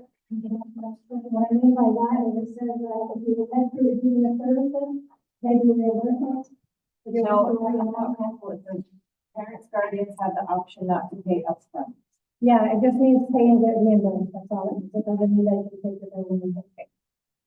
It's the way it's worded, but it just means that you don't have to pay for it up front, pay for, say, a psychology visit, and then take the bill and go to, IFN or whatever and do that process. You can get it approved and then pay. But we're gonna get the reimbursement on that. What was that question? Not to be reimbursed. It's like, it literally, okay, I can take my child's school bill and say, okay, I need to pay whatever, like, that's what it looks like, how it was written on there. So intake and submission, procurement, intake, steps, application, completion, fill out all necessary forms. It goes to consent from developing parties, reports and receipts. I gathered reports for requests, services, products, or receipts for reimbursements. Risks and needs assessment, identify and document the child's risks and needs, support letters, secure letters of support from the child's teachers, doctors, counselors, etc. Additional documentation including assessments, medical reports and IEPs. The submission will happen and all applications are assessment is. And that's an important one. The joint principal isn't approved or denied by council or by the people. Every application goes to the management of the and that's where the waiting list are coming. There's currently they're back in court, I believe, because of the waiting list, as you could mention, that there's 10 months to get something approved. There's a timeline that's written within joint principal that's supposed to be weeks. The first course the roots and there's not mountain sometimes we need to let go of that, so they don't have to.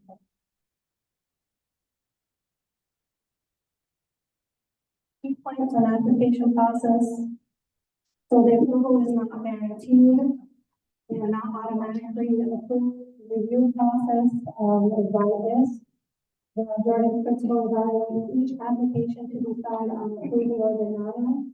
Program, utilization applicants are encouraged to utilize other available programs and services first.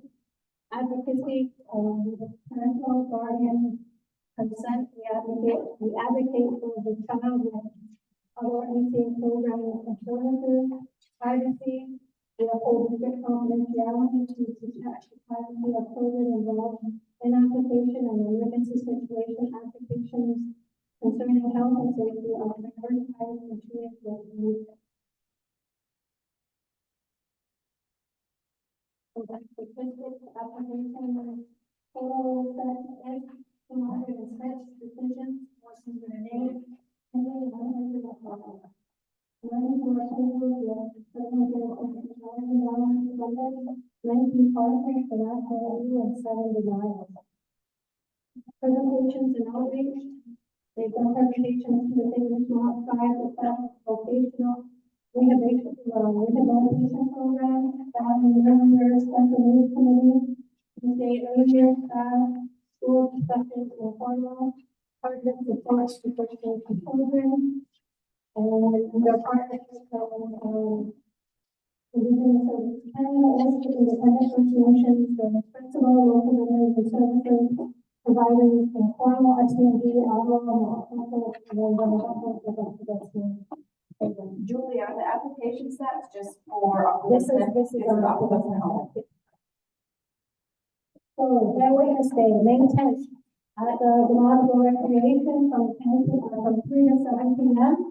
So the social fellowship, bell buttons to clown, bear cats, and light supper provided.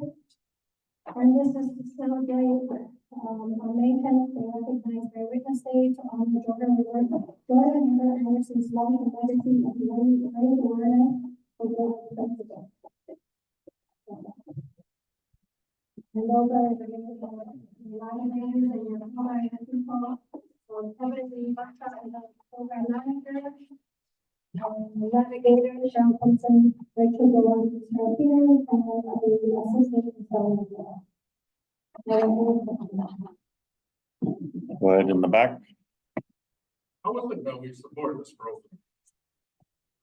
How is it that we support this program?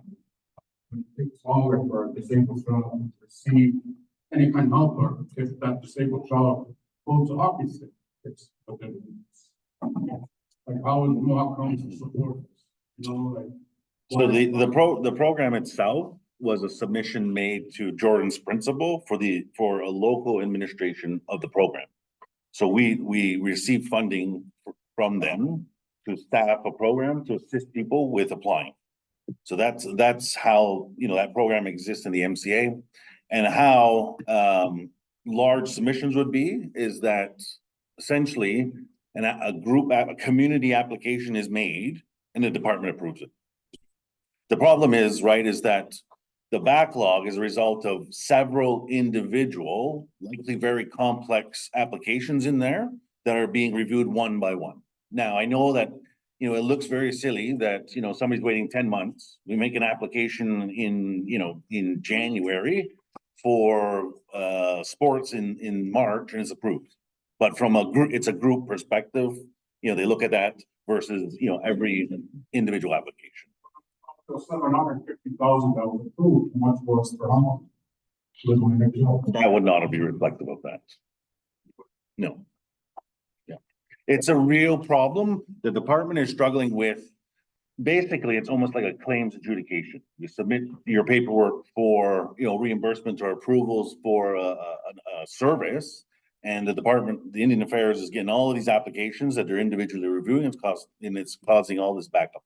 Every community is having the same issue that we're having. But we're not broke, right? So we should be able to pay for our disabled children now, they're waiting 10 months for this or that.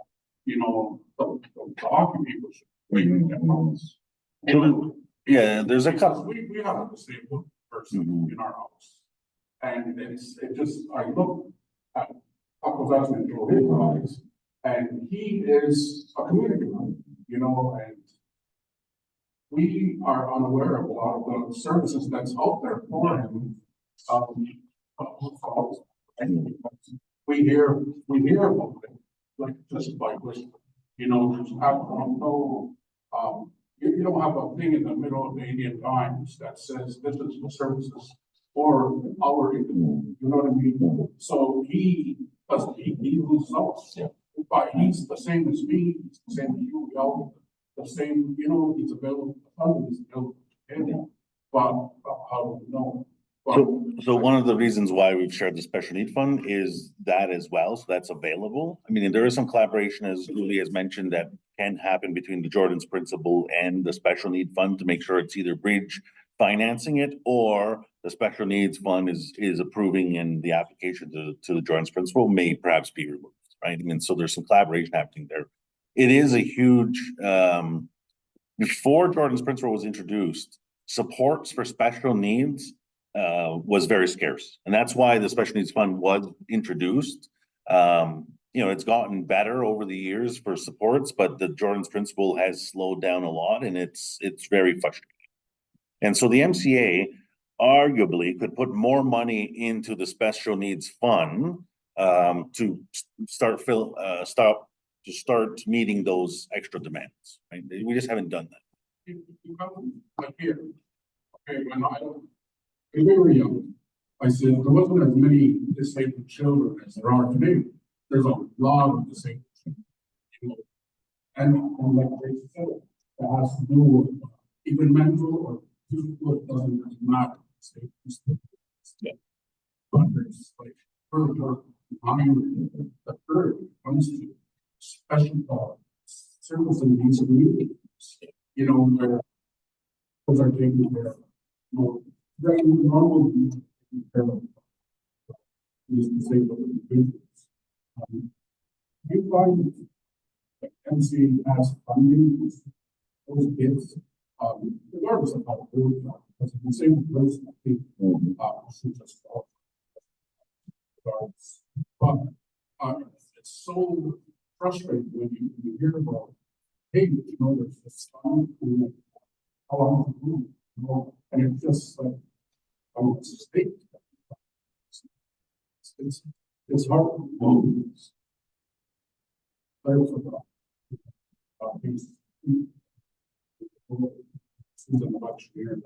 That should be a priority. Yeah.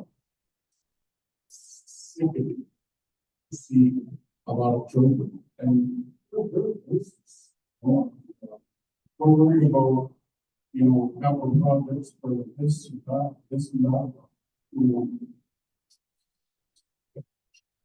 But I mean, we're lucky that we have friends that create purpose. We need this special program.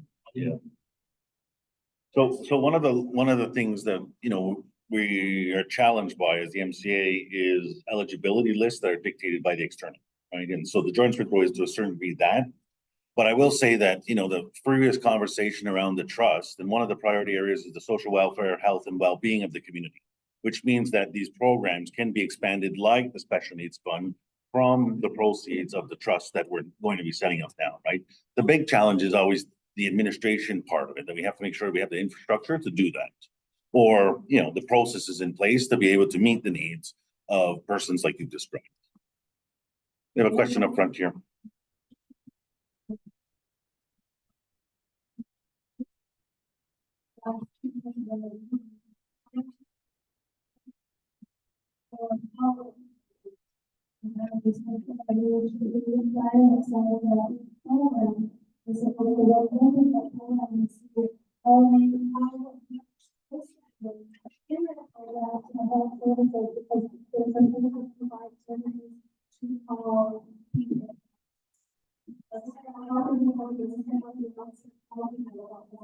So that is where, and have all those services there, let's say they're looking, if you are doing care by grade, we want 100% because the association, they don't allow them. All of these things where we get on the website are going to reconcile to sponsors. Both I left what was on, because we identified by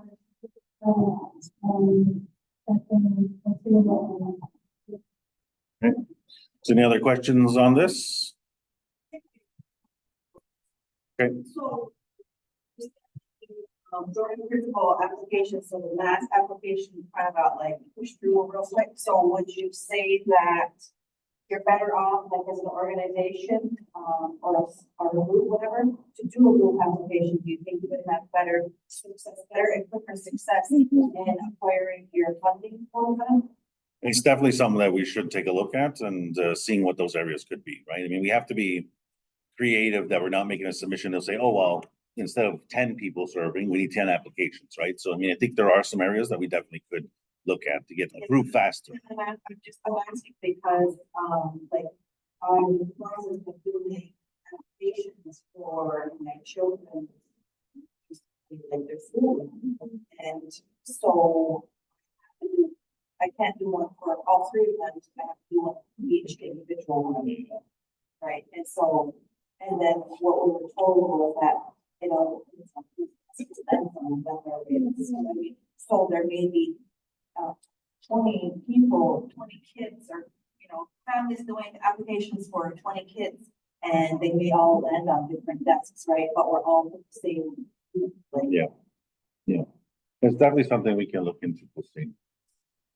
Expedited. Yeah. Like, what? What's gonna get us there? Year later. Yeah, absolutely. Yeah. The other things around, we have special applications.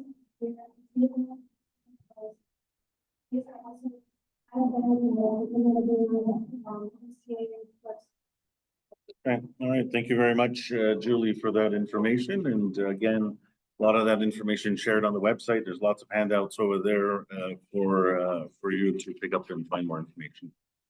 Okay, so now we're going to, we got 4 minutes. We're gonna turn to business from the floor. Of course, we'll add a little bit more time tonight for that purpose, but we'll open it up to the community for issues at abroad. Yep. I can't hear you, I'm sorry.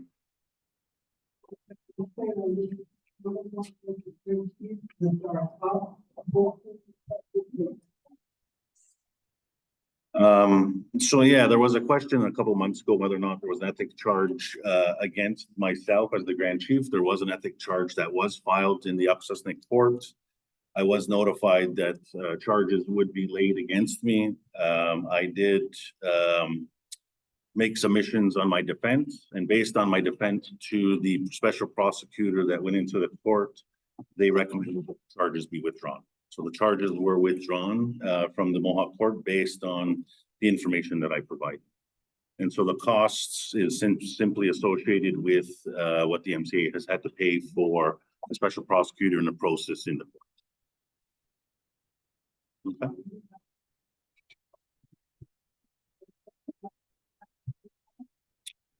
I saw independent legal advice outside of the MCA's system, yes.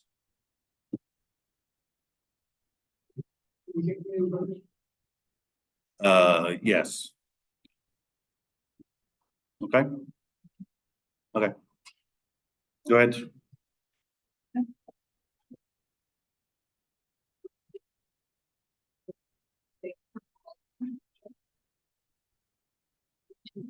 Like you'll have to, what was it?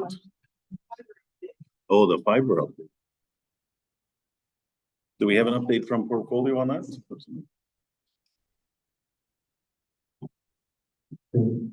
Alright, so on the fiber, they're currently working on right now, is they're working on crossing for Cornwall to Cornwall Island. So they can actually connect that fiber to the main line and start turning on. And then another company is coming in to test each individual line. that main line that's lit is lighting up, saying right at the spot. And that's where they're going to go with the testing. As each line gets tested and confirmed that it's operational, the home is gonna have the fiber ran to the home. They will be doing connections as they go. They're not gonna do like waiting for everyone to line up at once, but still be on an as-going basis. That's currently being underway. Timeline, I can't give a timeline right now. So all I know is the current work is being done on the Speedway International Bridge underneath. Right to the tunnel. Okay, go ahead to the front here. About that, so when they came through and they did the drilling and boring, whatever, to run things, like, I have been pulled in my front yard and like crashed through them every time I pulled them up. Are they, that was. Oh, she told me was still in, are they like coming back, or somebody comes back to fix those properties that were? That's correct. That's correct, because they are coming back and joining on the knowledge. Right now, the priority is to get to the fiber then. So everyone's going to find out. Are they running lines to all of the houses on the island also, or they're doing the Well, currently right now, all the workers have been deployed to focus on the one lane area that I indicated, so they can get the line going. And then the work will start commencing afterwards with the other areas. Because when I go through there, when I drive through there, I see their machines going to all the houses, like, so they're, like, so the island is connected to, like, you can connect to Bell and whatever, right? Like, so down here around Snaihne, you've experienced that yourself with your thing going in and out. You did the crap that we've had to go through for years, like, so they had 4 kids, trying to have 4 kids on Zoom, entertain one on Netflix or whatever, like every other minute, my kids are getting kicked off, their Zoom classes, right? So, and that was in, how many years ago?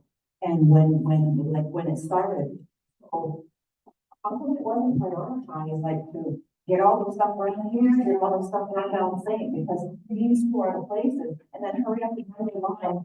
I'm gonna bridge to the island. Worry about connecting everybody on the island, like later on, like you can do that, get the main connection so you have, like a better connection here.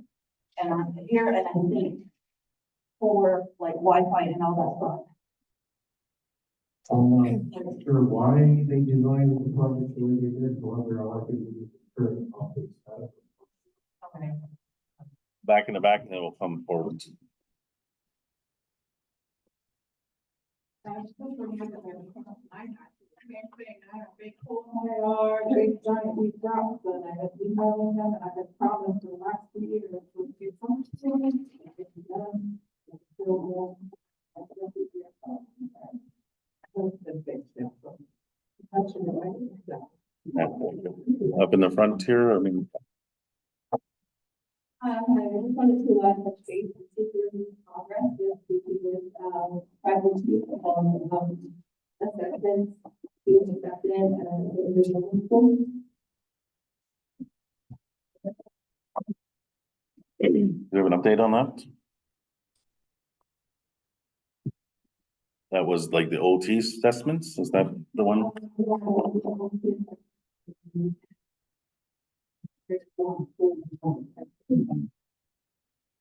No, we don't have an update right now, but we do have a scheduled meeting in 2 weeks with the tribe, so we will make sure it's on there.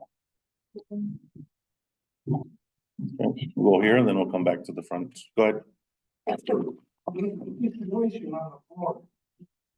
will go back. Something's gotta be done.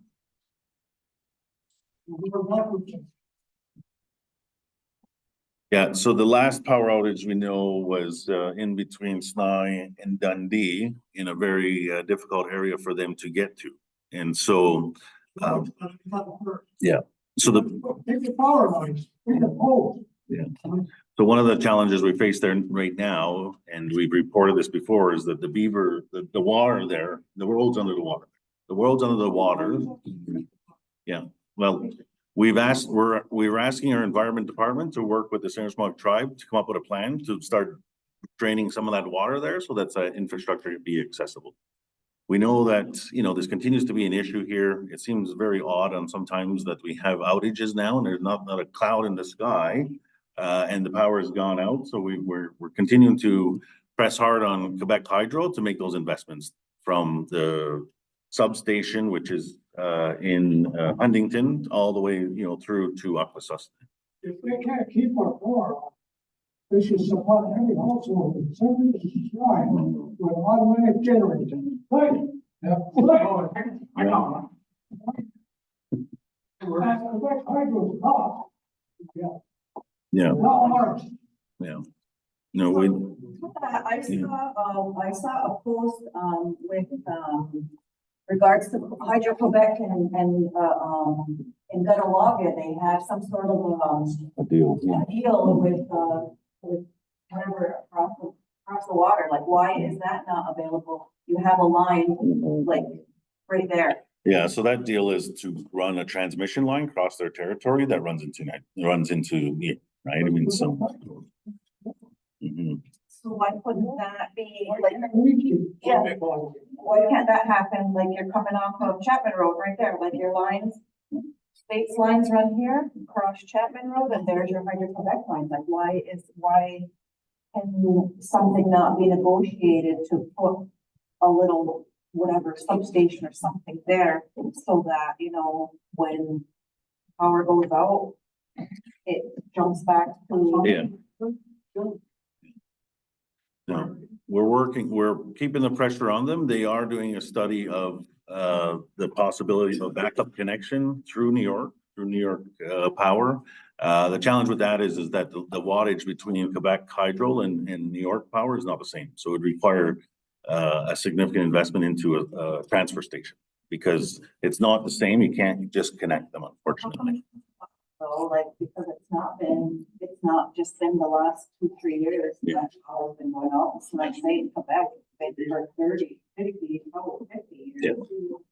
You know, like why was it not ever thought of? You know, like we're only gonna progress even more, right? Like Yeah. we're getting more people, we're getting more homes. Why not look into investing? Why wasn't that invested in like a long time ago? You know what I mean? So that we're not into these situations. Why you want to keep the internet going? You can't keep it going. Yeah, well, absolutely. You're gonna have a lot more people now. Yeah, well, the fast internet's now not working. So we have here and then we'll go back over. Really last time I heard the Larry King was on his meeting for Hydro Quebec. So who's the meeting now? As our members are on the internal Quebec Hydro team here. What is the status update? Can you either of you provide the status update? What has happened since Larry was moved from office last June? We haven't had a meeting with them in a while. I know, a couple of years ago, we had a Zoom meeting with them and, they were saying that they are looking at other, energy, you know, other sources of energy, things like that. And they said, are you saying that you'd be willing to help us with that? And they said, yeah. We did have another meeting with them last year and we have been asking these kind of questions, and that is something that we've brought up with them before, is that people lose money because, you know, if the power's out for days, like it happened here before, well, not last December, the year before. And they lose groceries and things like that. People had to go to hotels that time. And we just have to keep pressuring them because they're not, you know, well, you have things like insurance, but a lot of people don't have insurance either. So we just. The issue is the responsibility of Hydro Quebec. It's our responsibility. Asking them to help us at this point, 50 years old, that's not enough. The option lies at that front table. We need leadership that are mind to the solution. There is a that, you know, maybe people, maybe not, I don't know. I'm an accountant. But We need to look, we want to look at ways for solutions, not control Quebec. We're not gonna knock on their door, they supply services to New York City. You know, that's going through the Adirondack Mountains. And yet they have trouble going through a marsh, which is 90% of Quebec. And when the power goes out, like, it's not just people losing their food and things like that, like, there's a potential to lose lives. Like, you have people on oxygen, on things that need that, right? Like, and they require the backup, like, Akwesasne was lucky to finally get a generator, you know what I mean? Power was out for what, 3 days during the winter time, whatever, like, we're fortunate to have been able to keep them warm and feed them, things like whatever, but like, what would have happened if somebody there died because there's no power, or not just there, in the community, right? You've got lots of villages at Sweet Flag too, like you have to think of it that way, like when power goes out, somebody could die. Maybe that's what you need to bring to the table for them to understand, you know, like if your loved one is on, you know, some oxygen or something, you know what I mean, that requires what do you call it? It requires power all the time, or a battery backup that lasts only so long. What are you gonna do, right? Like, they're gonna hurry up and they're gonna try to figure out something to get that fixed right away. Maybe that's the context that needs to be put out to them, is in that context. Like, we have the potential to lose people's lives, you know, like we do when the power goes out for an extended amount of time. And it doesn't even need to be an extended amount of time. It could be a few hours. And if something goes out, like, they could freaking die. You know, ultimately, we need to identify money that we're prepared to put behind it, right? Because the challenge is infrastructure, right? I mean, so if there's to be a connection with New York, there has to be a substation built. They're not prepared to put it because surely, I mean, yes, the public safety is extremely important, but it's also about numbers and cents to them as well. Right? I mean, they're a company that's making money. There's, 3,000 homes on the end of the line from there. Does it make sense for them to invest, 15, 10, I don't know, whatever, $5 million into a transmission line that will take them, 100 years to repair? This is things that they think of. So we need to, through the trust stuff that we talked about, is hear from the community and allocate money, right? I mean, it's about a backup line. If it's to go from Cornwall Island, which means we're boring under the St. Lawrence River, a conduit big enough to hold the transmission line. I mean, to put the fiber line was what, $1 million, I think it was. To fiber lines, like that big. Power to sustain this is probably like this, right? So we're talking probably $5-6 million to bore over. Not impossible, but it's the investment that's needed from us to find those solutions. And so, we're pushing on them because that's the provider we have. There's been the concept of our own community power company. The problem with that is we have Quebec Hydro, Cornwall Electric, and Niagara Mohawk, or whatever the equivalent is. They own the assets there, which to make it make sense, we have to have all of them connected. There's just not enough for one utility company in Snaihne or one utility company on Cornwall Island and in Hogansbury. It has to be one, which means is that interconnection too, right? So I mean, it's not impossible. It needs to be advanced from council to identify money, find the experts, and start executing, right? And so what we've done thus far is just put political pressure on Quebec Hydro to say we need reliable power in this area. But we do need a long-term plan. Yes. We had back. Oh, yeah. Well, I'm hearing, so when the power goes out in Montreal, they make announcements that the customers will be reimbursed. Whatever that means, I don't know. So I never got the power to them. We've never, at least in my 30 years, have never been reimbursed a penny. And maybe I'm not in the same deal you guys are, but I've never seen a penny reimbursement. I've never seen an adjustment on my bill. And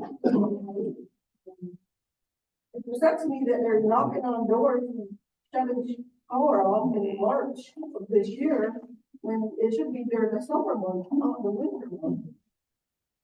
Yeah, we definitely can ask them about that reimbursement. I mean, unfortunately, you can't set the expectation too high, because if your bill is $200 for 2 months, narrow it down to 3 days, do the numbers. We're talking, $6 per day for the reimbursement. Is that significant for the pain and agony that you've covered? No. Is a reimbursement? Yes.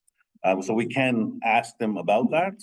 We have had our legal counsel look at options as well. The problem is that by virtue of accepting the service, you also accept the terms and conditions of that service. And so we've analyzed this from a legal standpoint as well.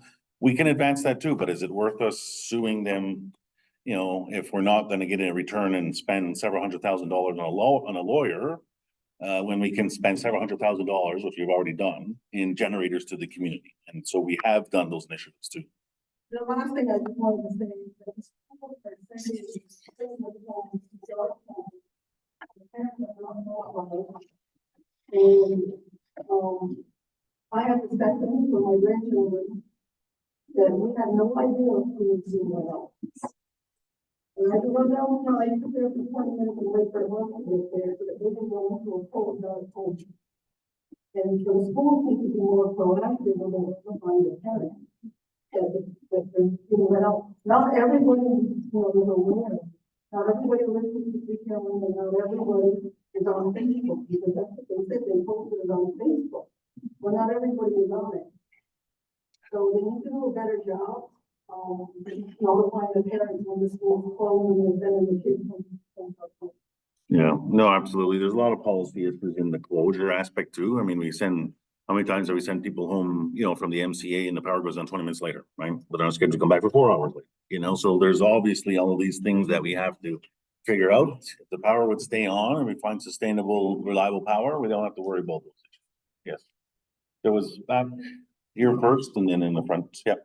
When they were in Play Ridge, so people, they were right on my house was good, driving around, supposed to do something. Cut into the tree. I told council, drive on the machine, I showed them the way they cut it.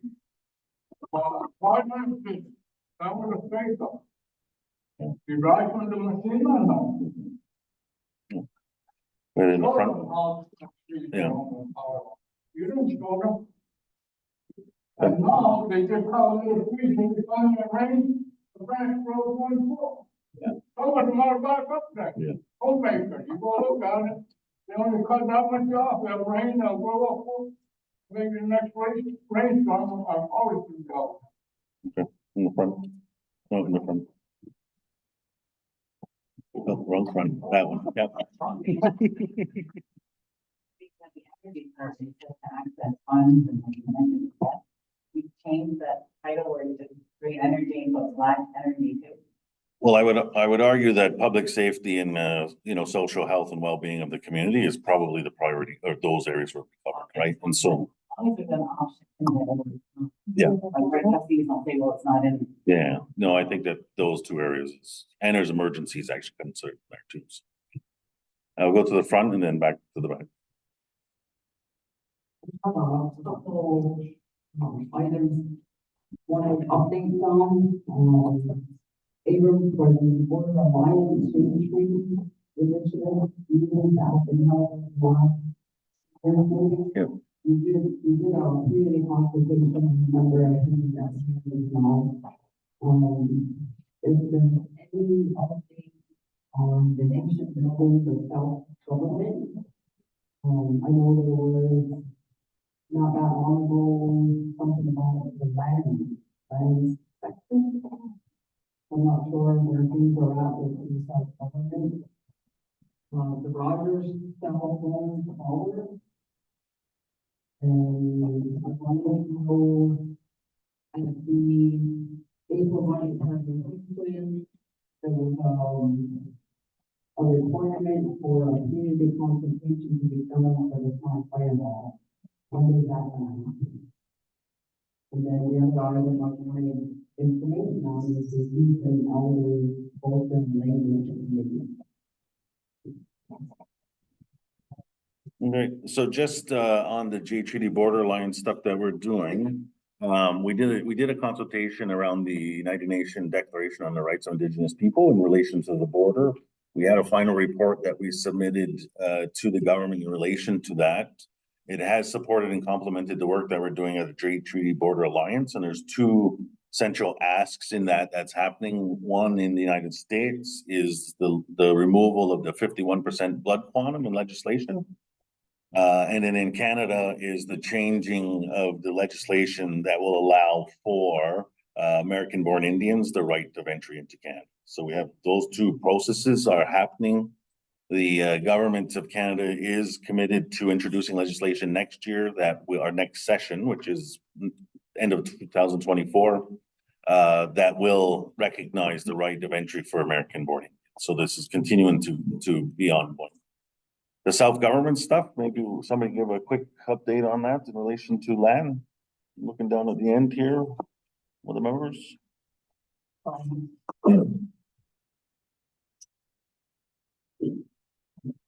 We've been continuously talking to our nation building team of when this information is going to be starting to be released to the community to start educating them on the process and the work that's being done on this matter of nation building negotiations. So we're getting back in and to the table and see what information can actually be released without creating any type of conflict with our negotiating team panel. Yeah. Phone tower, give an update on that.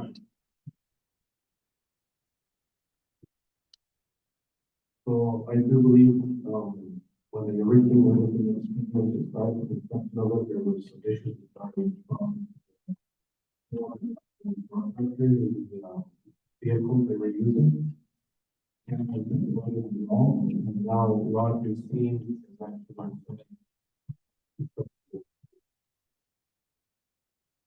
Okay.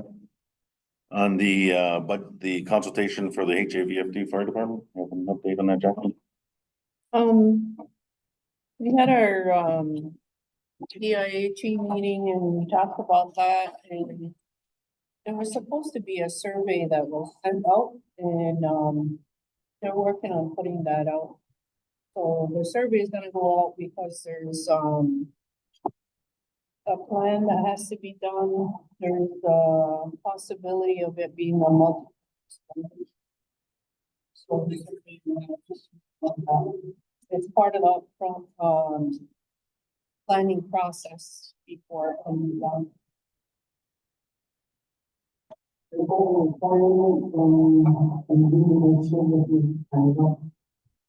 Yes, yeah, that's one of them.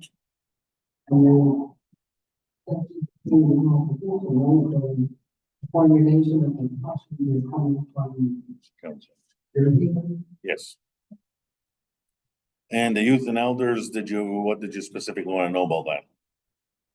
You recently kind of posted out for to find out with the protocol and how it went.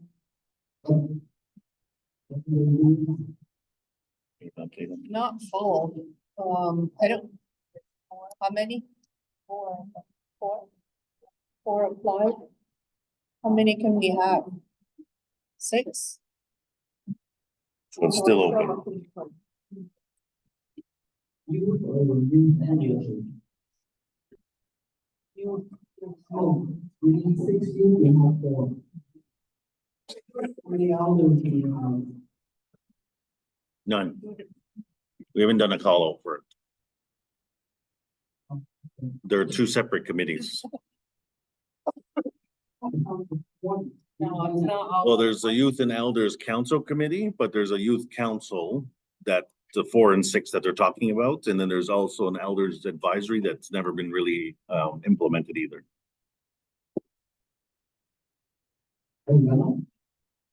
Maybe. Probably perhaps in the fall. Okay, go back into the back here.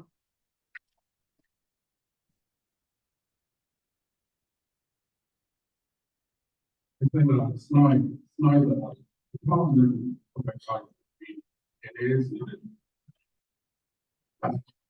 it's been 16 months since the big power.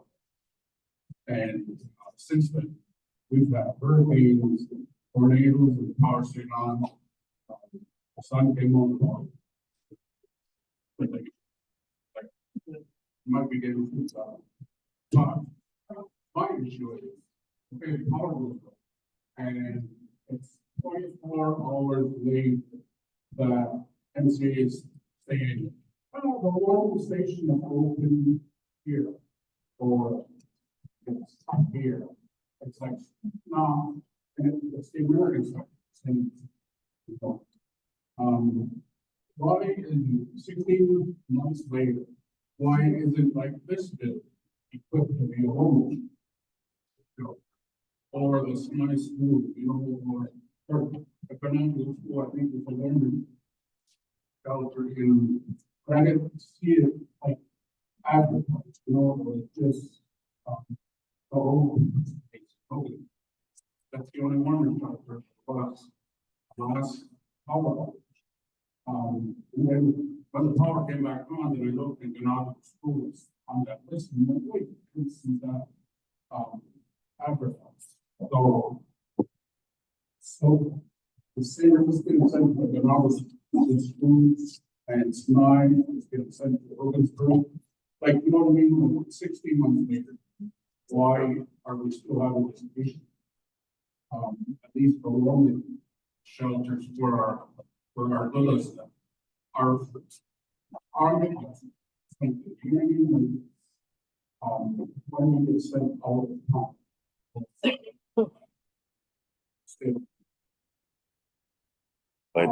Quite frankly, we had the same concerns as we were sitting at the senior building. We were thankful that they opened it up for us. It was warm. It was a meeting place. We did get the Onerahtokha school as soon as possible because we know that, in Onerahtokha, everyone walks. So when we've had warming stations at the Onerahtokha school in the past, people came. So we knew that as Onerahtokha chiefs, we knew that we had to get that open as soon as possible. Here in Snaihne, that day, I think his name is Joe, called the person putting in the homemaker's generator and said, look, their power's out right now. It was already in, it just had to be programmed. So he came down and that's why that was opened later that day.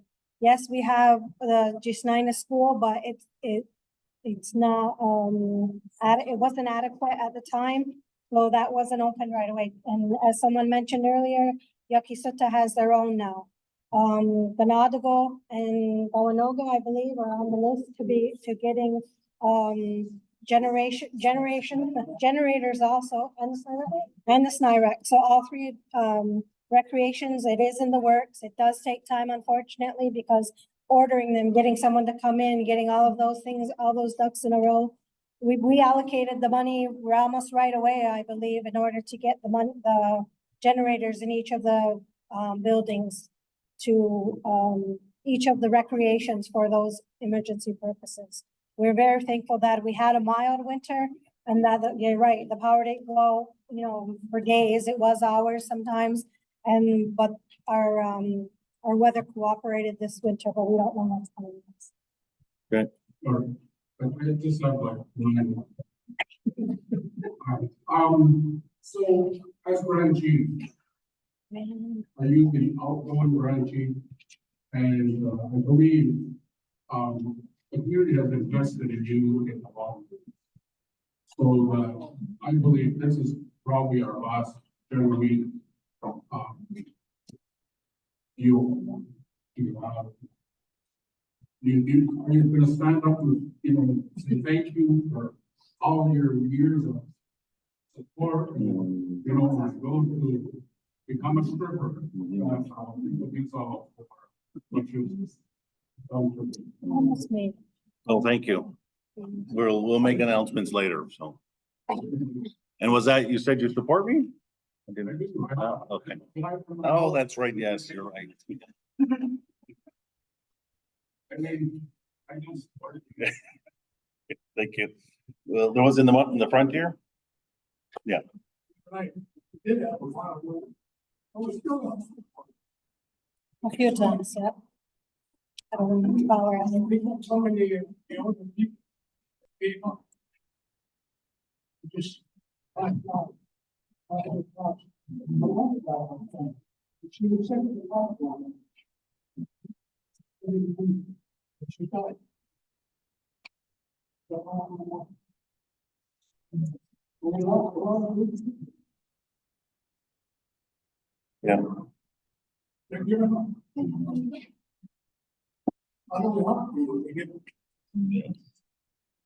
Well, we're doing what we can to get the reliability here, and we're gonna start.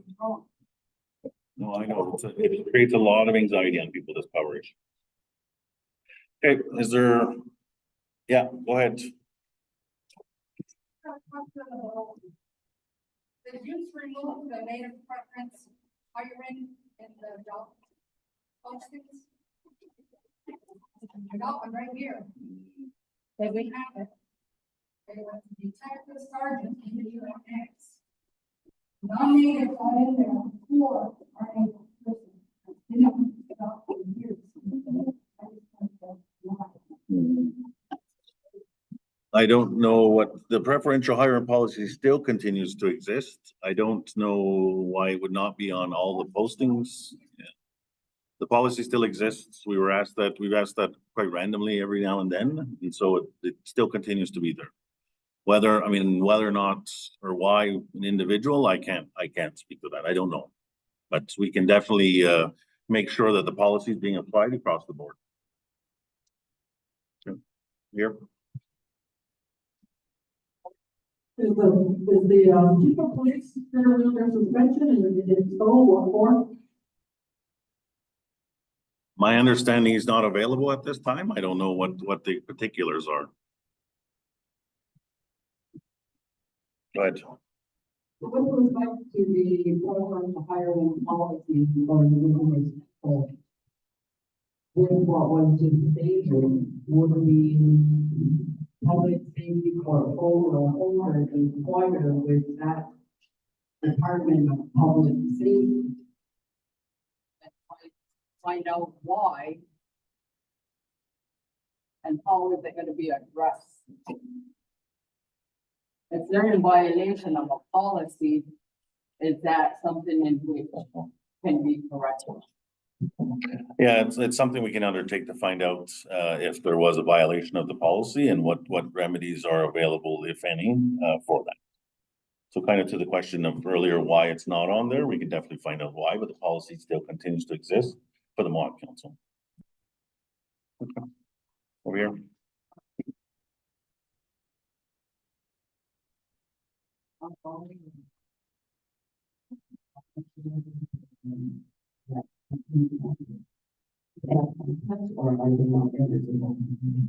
It varies. Some do, some don't. The policy has the ability to offer non-contracts, but it's still pretty sure the policy they can or cannot be. It depends.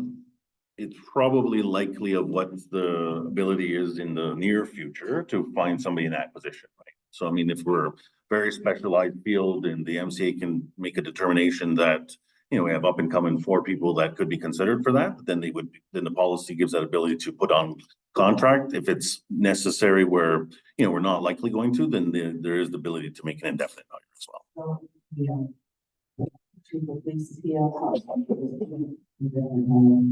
He's on a contract. Yeah. Yeah. Yes. The camera's been installed in London. The camera's installed all over the building. And if it is installed, will there any more rights to parking rates on the council about the installation of one?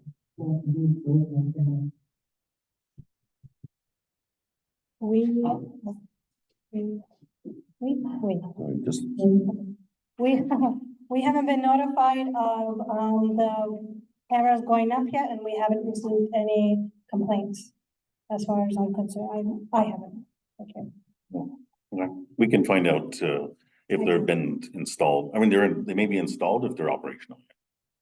The design was for entry and exits from the community, right? Or high spots of probable trafficking of issues, right? I mean, it's not designed to be, you know, into people's homes and what have you. It's for community safety purposes. Yeah, and it's only accessible by us. It's not shared with any external, unless there was perhaps an accident where it involves, you know, criminal charges for some bad, right? So then it may become, but for the most part, it's not. Okay, last call over here.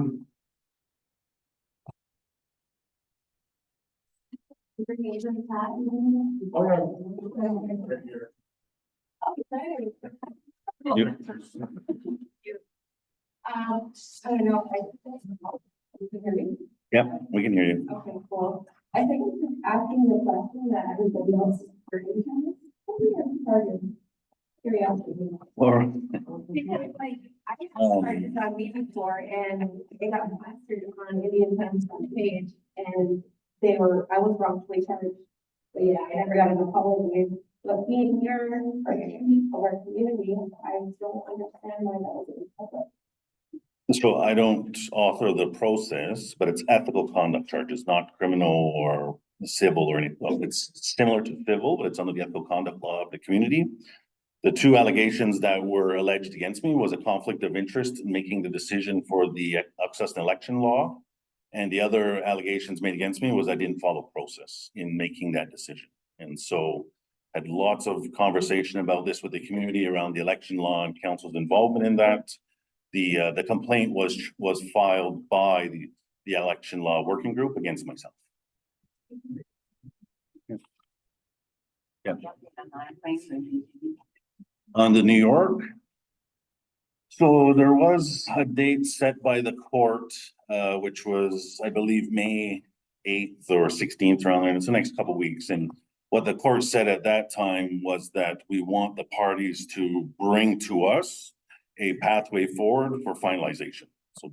So at this point, we still continue to negotiate with the parties, predominantly the state, to come to a draft final agreement. And so that date that was set by the court for a process going forward, the parties won't be able to make that. It's just not possible. So, because what the judge wanted in 2 weeks was to say, okay, you have a final agreement. What is your next steps for ratification? That's not going to be possible because it's not been narrowed down. Yeah. Okay. I'm going to read two resolutions into the record, and I have a couple announcements that I wanted to make. So to accept and approve the attached general meeting minutes of February 29, 2024, Julie and Fallon. Discussion on the resolution. Questions been called on the resolution. All in favor? Any against? None against, it's carried. To accept and approve the attached special general meeting minutes dated April 11th, 2024. I have a mover. Moved by Edward, second by Fallon. Discussion on the resolution. Questions been called. All in favor? Any against? None against, carried. All right, so we're bringing to close our May 2nd general meeting here at the Snaihne district. A couple of things that we wanted to share. You may have seen the recent announcement on social media. The MCA has announced that Mose Hearn has been hired as the new executive director for the Mohawk Council of Akwesasne. He begins on May 6th, so he will start as the new ED. That's been a long process that council has undertaken over the last well over a year. We started that process for this hiring, I believe, in October, November, and so now we've concluded. And he'll begin with us. I do want to acknowledge Donna Rompoint, who has been the acting executive director for the MCA for the last year and a little bit. So the other announcement that I do want to make is that this is our last official general meeting for this council of 2021 to 24. Nomination process will start in about 2 weeks, which is kind of the official start of the whole election season. So I do want to say on behalf of myself and our council, it has been a great privilege. I do want to announce today to the community that I do not intend to seek re-election for the position of Grand Chief in the upcoming election. I've been a member of council since 2006, where I was elected as a very young member of council in 2006 as a district chief. And then in 2015 became the Grand Chief of our community. And obviously over the last, which essentially is, 18 years of my life, it has been a real honor and privilege to serve this community. There has been lots of great things that we have accomplished. We've gone through a lot of challenges in this community, but I've always enjoyed speaking outside of this community about how marvelous and how amazing our community is. Yes, our challenges are great. The border is one of the biggest things that challenges our community, but there's a lot of great things that happen. And I've made it a priority of mine to make sure that I talk about Akwesasne, create partnerships, create opportunities, because, you know, as we expand, you know, we can't do everything in our community alone. So I just want to say, Yawango on behalf of myself and my family for the last 18 years. And I look forward to, you know, continuing to support our community and our council as we move forward as a whole. And we've got lots of exciting work happening. This trust will bring us, you know, finally getting into a trust where we can see the proceeds used to advance our community. And I wish, you know, our next council, I want to thank every member here and every member since my election in 2006 for the support as a district chief or as the grand chief. So with that, we'll close out this evening's meeting. So thank you.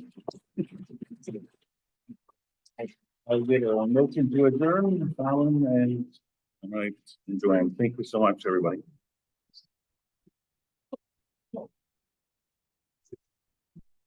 Thank